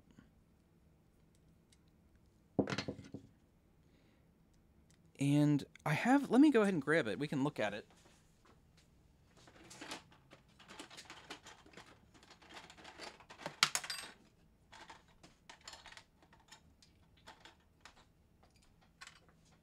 This is actually an older version. I don't know if it's by the same guy or not, but this is an older... It's probably, I'm sure it's still in Thingiverse. This is an older set I did. I printed these out like a while ago and just never got around to installing them. And then I saw this one and I like this design a little bit better. But this one is a little bit more complicated, right? So we have the same side end stop, and your belt pulley goes on this piece, which kind of slides in here, right? And your belt goes around there. And then on the back, you have this piece that is pretty straightforward. Like, I understand how this one works. Like, you'd have a hex head bolt in here that would pull against this, right, to tension your belt. Like, I get how that works. And, I don't know. I kind of like this one a little bit better. Maybe because I just understand it. Maybe there's nothing more than that to it. Because it's so straightforward. Like, I totally get how this works. Like, you tighten this and it would, like, move this piece. No big whoop. But this one, from what I understand, like, we're going to have our bolt in here. We'll go ahead and stick a pair of them in. And I would imagine we're going to have a washer as well. And then the washer, I think, will actually push against the piece with the linear bearings and stuff in there. And tighten our belt up.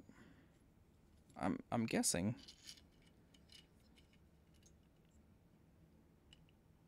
Cut my finger the other day. Okay, so... yeah, I'm kind of confused. So we have our belt here. And, like, say we're winding these out. Like, that's what I was afraid of happening. Like, if that washer, it's like this hexagon to capture the nut should actually be in this piece. So our nut's over here, and we can, like, back the screw out to tension our piece. I don't know. I don't know if that was, like, an oversight, or if I'm just, like, not understanding something here.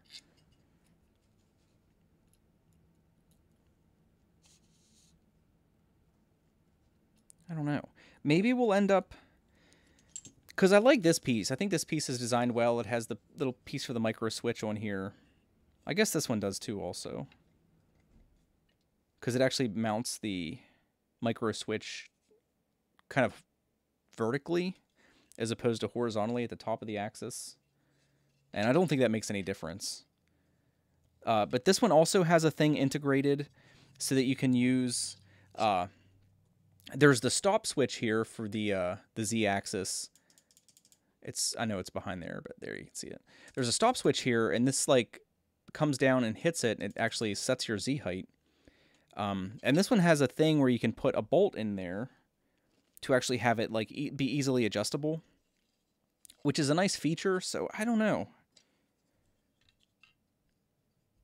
I'm kind of torn. Like, I do kind of like this one, so maybe I'll reprint these in purple. I don't know.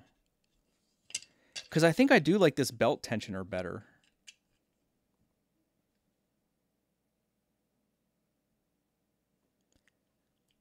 Robert said, no, the purpose of the tensioner, of this tensioner, is not to put force against the XN piece, but against the smooth rods. Oh man, if that's the case, I don't like that. I don't like that at all. Well, I can't... like, I don't mean to argue with you, man. Oh. I see what you're saying. I totally get what you're saying. I see. The light bulb went off. Sorry, I was like, yeah, I totally get what you're saying now. Let's take a look at this. Thanks for pointing that out, man. I don't know why I wasn't understanding that. I thought you were meaning against this smooth rod. I was like, well, that is going to annihilate the smooth rod. That's not a good idea. I see exactly what you're saying. These smooth rods. So these bolts come in there and actually push against the end of these rods, which makes a whole lot more sense. Because this design, I think, has the same sort of thing, where you have bolts that come through here and push against these smooth rods, and then you can, like, I guess, tweak it with a little thumb screw here. Or maybe I'm misunderstanding and the thumb screws actually go on the screws that tighten against the smooth rods, and then the actual distance between these two pieces ends up being fixed. So the only actual movement is the tightening against the smooth rods, which would actually make more sense, I think. And then you just have a fixed length bolt connecting these two pieces. Maybe that's the case. Yeah, maybe I was just like fundamentally misunderstanding from the get-go. I don't know. I actually don't think that's the case. I think this one is adjustable against the smooth rods and this piece, actually.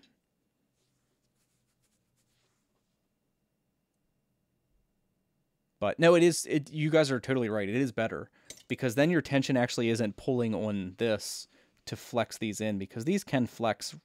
I wouldn't say easily, but they can flex. Okay, yeah, I totally understand that now.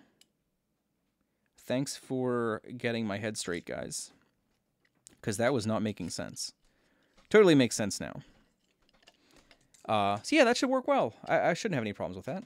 That should work fine. The belt does end up being longer because... Well, no, it doesn't. What the hell goes out here then? Like, so, because we have a pulley sort of thing in here. I guess, is this just like an idler style pulley that goes in there? I'm kind of confused. Or does nothing go in here? I think this, I don't know, I'm not understanding. Because surely our pulley has to go out here so that when we tension it, it actually changes the length of the belt. I wonder what this one's for. Or if that's just like more of like an idler. But I don't know why you'd even bother if you have one out here.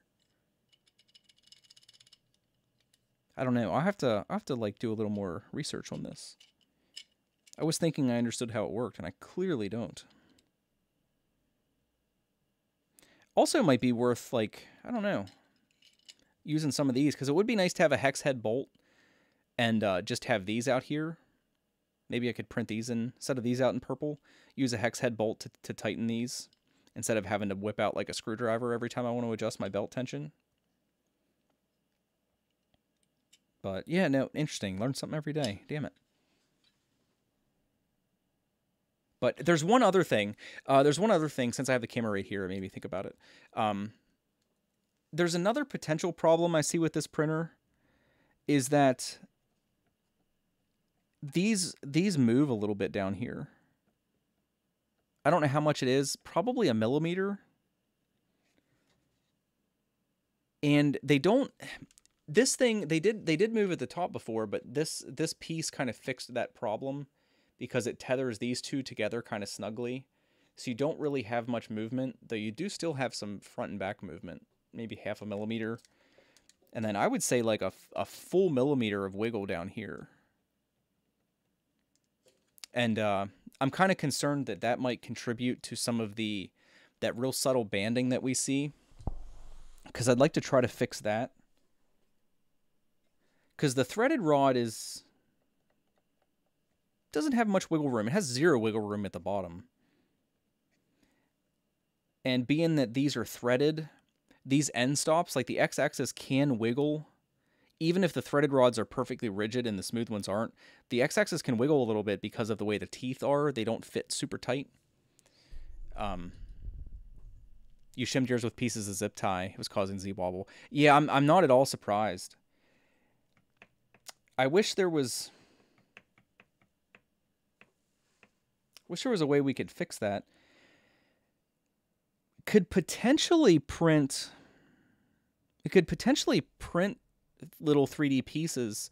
Like tape, I think you guys are totally right. Like that's all I was planning on doing, was wrapping like a single, probably not even like the whole way around. Probably like 3/4 of the way around would be with like some Scotch tape or something, or like aluminum tape. But it would also be nice if we could maybe 3D print a piece that would fit down in that tightly, and then the Z-rod kind of sat on that. Because having this piece at the top allows us to capture it lengthwise pretty well. But I don't know. Something to think about. Fill it with epoxy. Just print a better holder.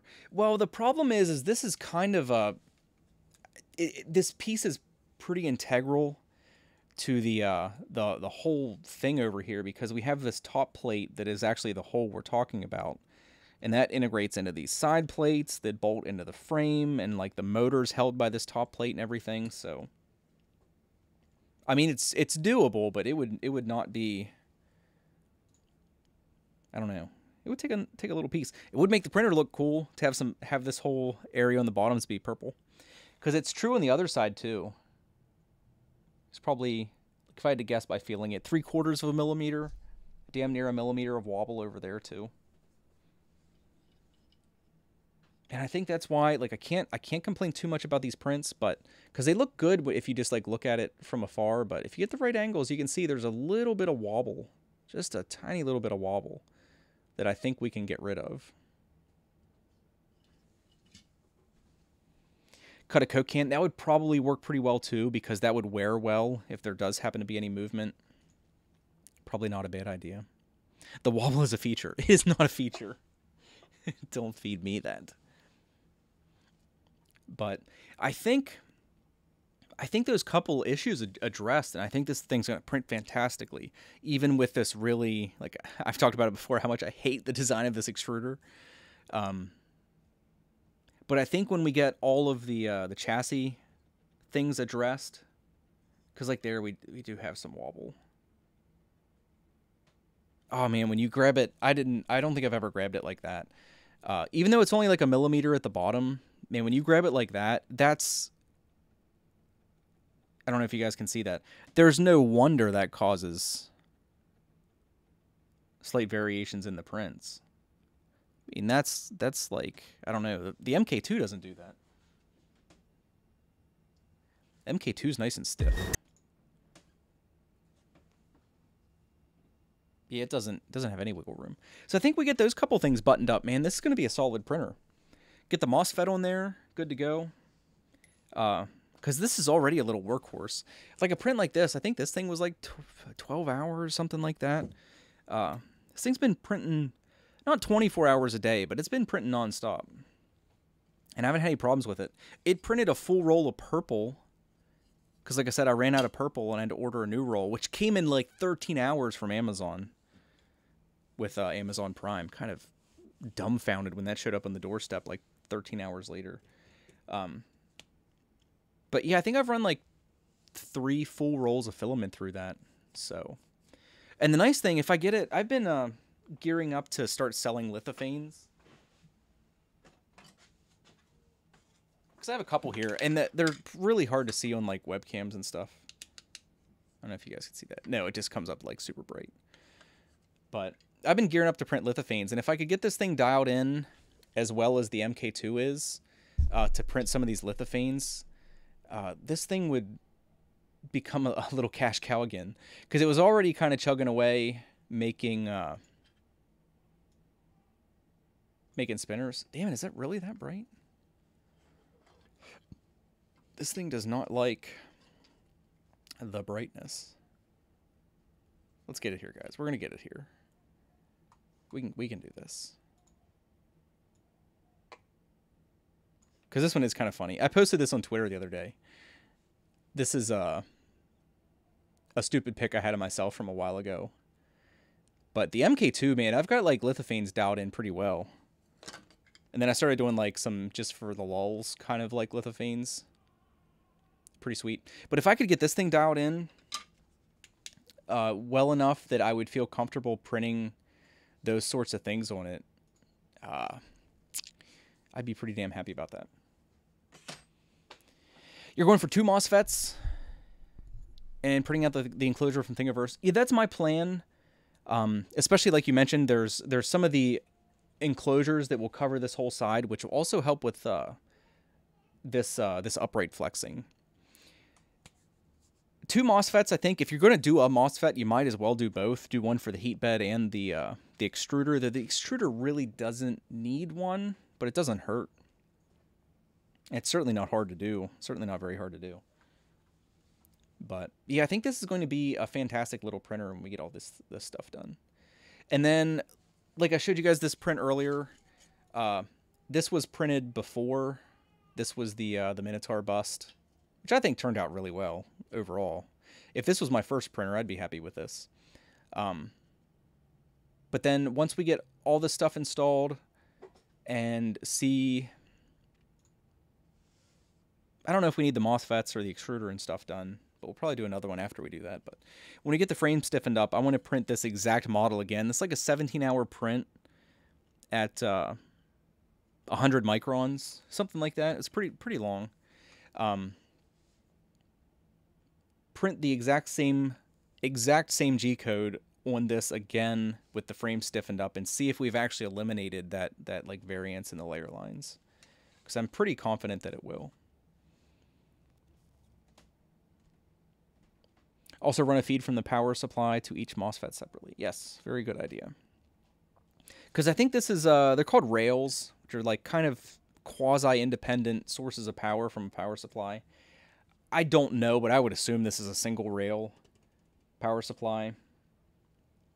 Because if you can, it's always a good idea to have, like, if you're going to have two MOSFETs, run them on separate rails if you can. But I doubt we can do that with this one.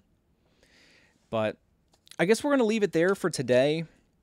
Still have a couple things to do. We still have the rear. This one's going to be a little bit more involved to install because we have to take the stepper motor out of the back and remount it to this piece, which shouldn't be too difficult, but it'll take a little bit more time than this front one did. But I think that's a good start. Unfortunately, we still have all the electronics to hook back up, which I'll probably do in my own time. Because if it wasn't for that, I'd like to go ahead and fire this up and start some prints on it and see if there's any noticeable difference just in the things we did. Because I think there will be. We didn't do anything to address the x-axis wobble. So I probably actually can't see any difference. But whenever we fix this, I think all the things we just did will become relevant. Which slicer would you recommend for someone who doesn't want to dump $150? Try them all. I mean, most of the ones that aren't Simplify 3D are free, so you really don't have anything to lose by just giving them all a try, seeing if you can get some profiles that you like for the printers you have.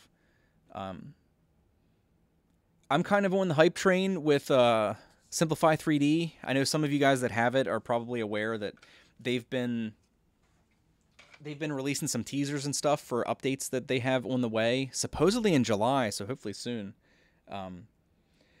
So I've been beaten up on Simplify a little bit because they haven't updated it in forever, but apparently they're going to, I don't know if it's going to be like regular updates again like they used to do, but they do have an update coming soon, so hopefully I can start recommending Simplify 3D to people again, because I like it. But as it is now, man, if you haven't tried Slicer, try Slicer. They have a lot of features. The Prusa Edition Slicer has a lot of features that like Simplify can't really compete with yet. Like the variable layer height is doable in Slicer, but it's a big pain in the ass compared to doing it in did I say Slicer? It's a pain to do in Simplify. It's easy to do in Slicer. A lot of people like Cura. I haven't tried Cura personally. A lot of people like Cura. And then there's Prusa Control that's out there that you can use that is kind of like lacking features, but it's easy to use. Yeah, there's a couple new ones that I've seen. I can't think of any names offhand, but I know there's companies that are trying to create their own slicers and stuff. So anything that's free is worth checking out, in my opinion. Just like download it, install it, mess with it a little bit, see if it has features you like, see if it actually produces some G code that you think is worth having. Like for me, the tough thing was always printing like really small pieces, which Simplify, if you've seen any of the spoilers, they've printed some really small things with FDM printers that turned out well. And I had a lot of trouble getting results I liked out of Simplify with really small parts.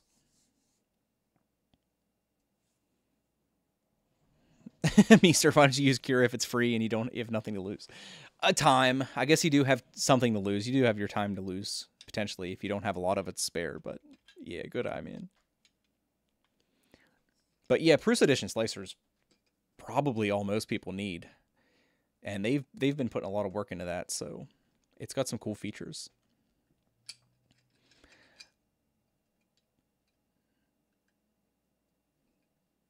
You hope your subs in your old channel. Yeah, that can be rough, man. Yeah, that can be rough. Getting the carryover. Best of luck to you. But Jai, you're just getting here at the end, Jai. But I guess that's it for today, guys. We didn't get as much done as I'd like, but I'm happy with what we did. There's going to be more of this in the future. I'll probably stream again in the next few days and try to get the last couple pieces on this so we can kind of move this project down the road a little bit. And I can start printing with this printer again. Because the next time we do this, we're going to have to do a little bit more disassemble. Oh my God, it's been a long day. We're going to have to do a little bit more disassembly than we did today, especially with the x-axis. And then, like I said, once we get all that done, we're going to switch this extruder out.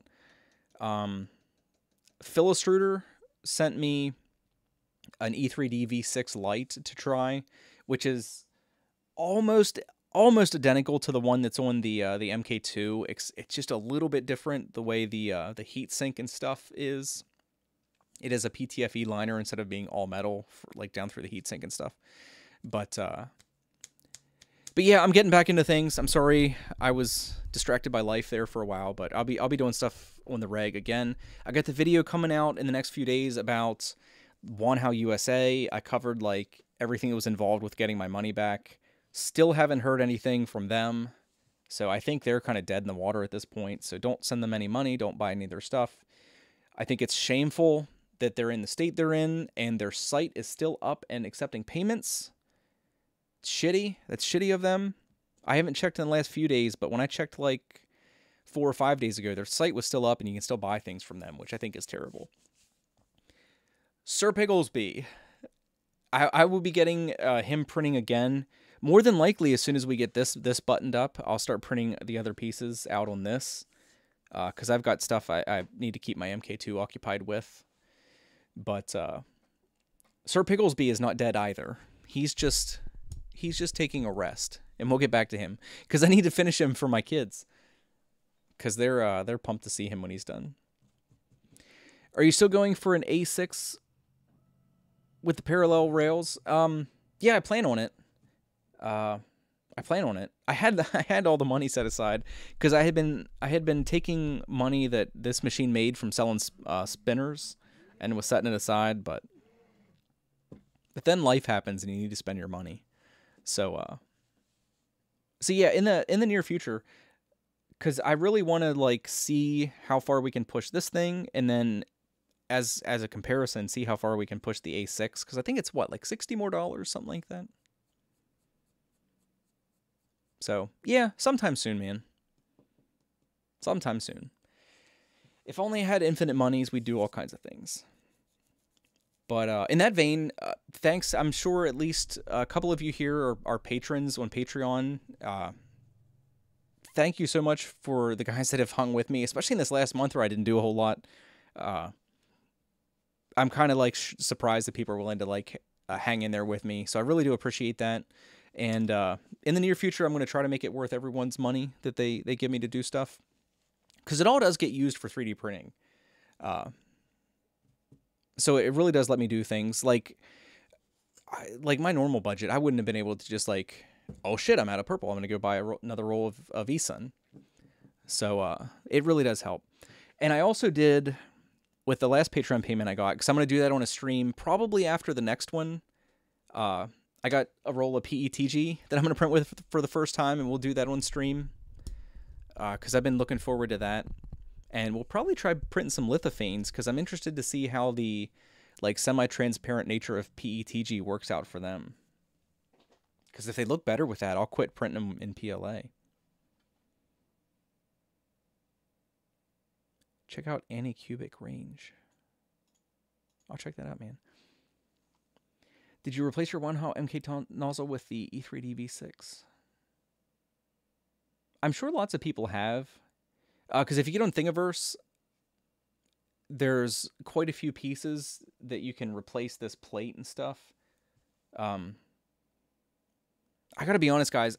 I've really been batting the idea around of trying to take the MK2 STLs and modify them enough to work with this. Because like the X-axis pieces, the MK2 has a really straightforward design that I think works well, but some of the spacing between like the smooth rod and the threaded rod's different on this. But otherwise, they're almost identical. Because I was also debating on trying to take the MK2 X-axis assembly and use that for the E3D V6 Lite, as opposed to using some of the somewhat wonky designs that are available in Thingiverse for this to replace the extruder plate and stuff. But yeah, time. I haven't had enough time to look at it, so we'll see. What front brace did I print? The link should be in the description of this video, I believe. I think the front and rear are in the same Thingiverse page, I think. If not, I'll double check after I get some time here this afternoon. Make sure everything's in here. How's the little one? He's good. Yeah, he's really good. He's growing like crazy because he eats an unbelievable amount of formula. It's crazy. Only one spool from the Patreon payout. No, that wasn't the only thing I got. That was just like, I just thought it was worth mentioning that it's like stuff like that it really takes the sting out of, to have that little bit of funding there, to support some of the things that, you know, would otherwise be a little bit of a struggle to just like for some people, $20 is not that big of a deal, but if you're like me, $20 for not an impulse purchase, but something like this that you kind of need like immediately without really thinking too much about, really, really helps out. Can't wait to see your process with the PETG. Yeah, I'm kind of like dreading it and looking forward to it at the same time, because I've seen plenty of people that have like fantastic experiences with it, and then some people that have like terrible experiences with it, because like someone mentioned, it's all about the settings and kind of keeping stringing under control and stuff. E3D is all metal too. The Lite isn't. The E3D Lite, it's a V6 also, but it's like the cheaper version, because it's only like $20, $24 for an E3D V6 Lite. The Lite has a PTFE liner that touches the nozzle. It goes the entire way through the heatsink and the heat break, and actually touches the nozzle, which is different than the regular V6. Oh, thanks, Fun King. It's totally unnecessary, but I really appreciate it, man. Really appreciate it. I could go buy something. Always need hardware, especially for like this thing. But yeah, appreciate it, man.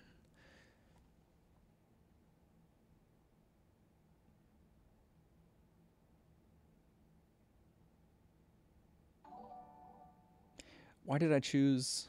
That might have been someone else. So why did I choose for the Micro Swiss, not the E3D? Do I have a P.O. box to send something to me? I do. I don't think it's in the description of the videos anymore. I think I quit posting that. But it's in, if you look through my old videos, there's one about contacting me, and the P.O. box is in that video. I don't remember what it is offhand. I think I remember the number, but that's not very useful. But yeah, I do have one still. Because people send me stuff. I don't always do videos when people send me stuff, but I have had people, like, a fair amount of people send me stuff, which kind of surprises me. Because some of it was like, I've gotten some like gag gifts and stuff that I can't really put on the internet that I do appreciate, but yeah, people do send stuff occasionally if you want to find that. I know I should have that centrally located somewhere, but yeah, I do have one. Glass and glue stick. Yeah, I've heard a lot of people say that. I'm just like resistant to using glass. I don't know why. I know a lot of people like it. I just like print on PEI. I'm spoiled with it, I think. But anyway, guys, that's like, we're right at the 2-hour mark. I don't know how, it's always like tangent after tangent after tangent here. But I'm glad to be back. Thanks everybody for stopping by. I'm kind of surprised we had almost 70 viewers here, considering it's been so long since I streamed. So I really do appreciate it. Love hanging out with everybody, having some conversations about 3D printing, because my wife's not interested, so she won't talk about it. Try to stream again in the next few days, so we can keep this ball rolling down the hill. get the Anet all sexy with the all the purple upgrades and stuff. Because it's one of the things I've always hated about the appearance is the white plastic X-axis end stops. They're kind of lame looking, and the rest of the printer is all kind of like sexy and shiny and black and stuff. So looking forward to getting that done. So we'll make sure we do that, and then all the other projects like the 3D dungeoneering and stuff. I do have a video in the works trying to catch back up with that. I dropped that like it was a bad habit. Trying to get back into things. Try to keep things coming out. Make everybody want to stop by from time to time. So appreciate it. Thanks everybody. Thanks to Fun King for the $5. Appreciate it, man. And we'll see you guys next time, which hopefully will be soon. So thanks again.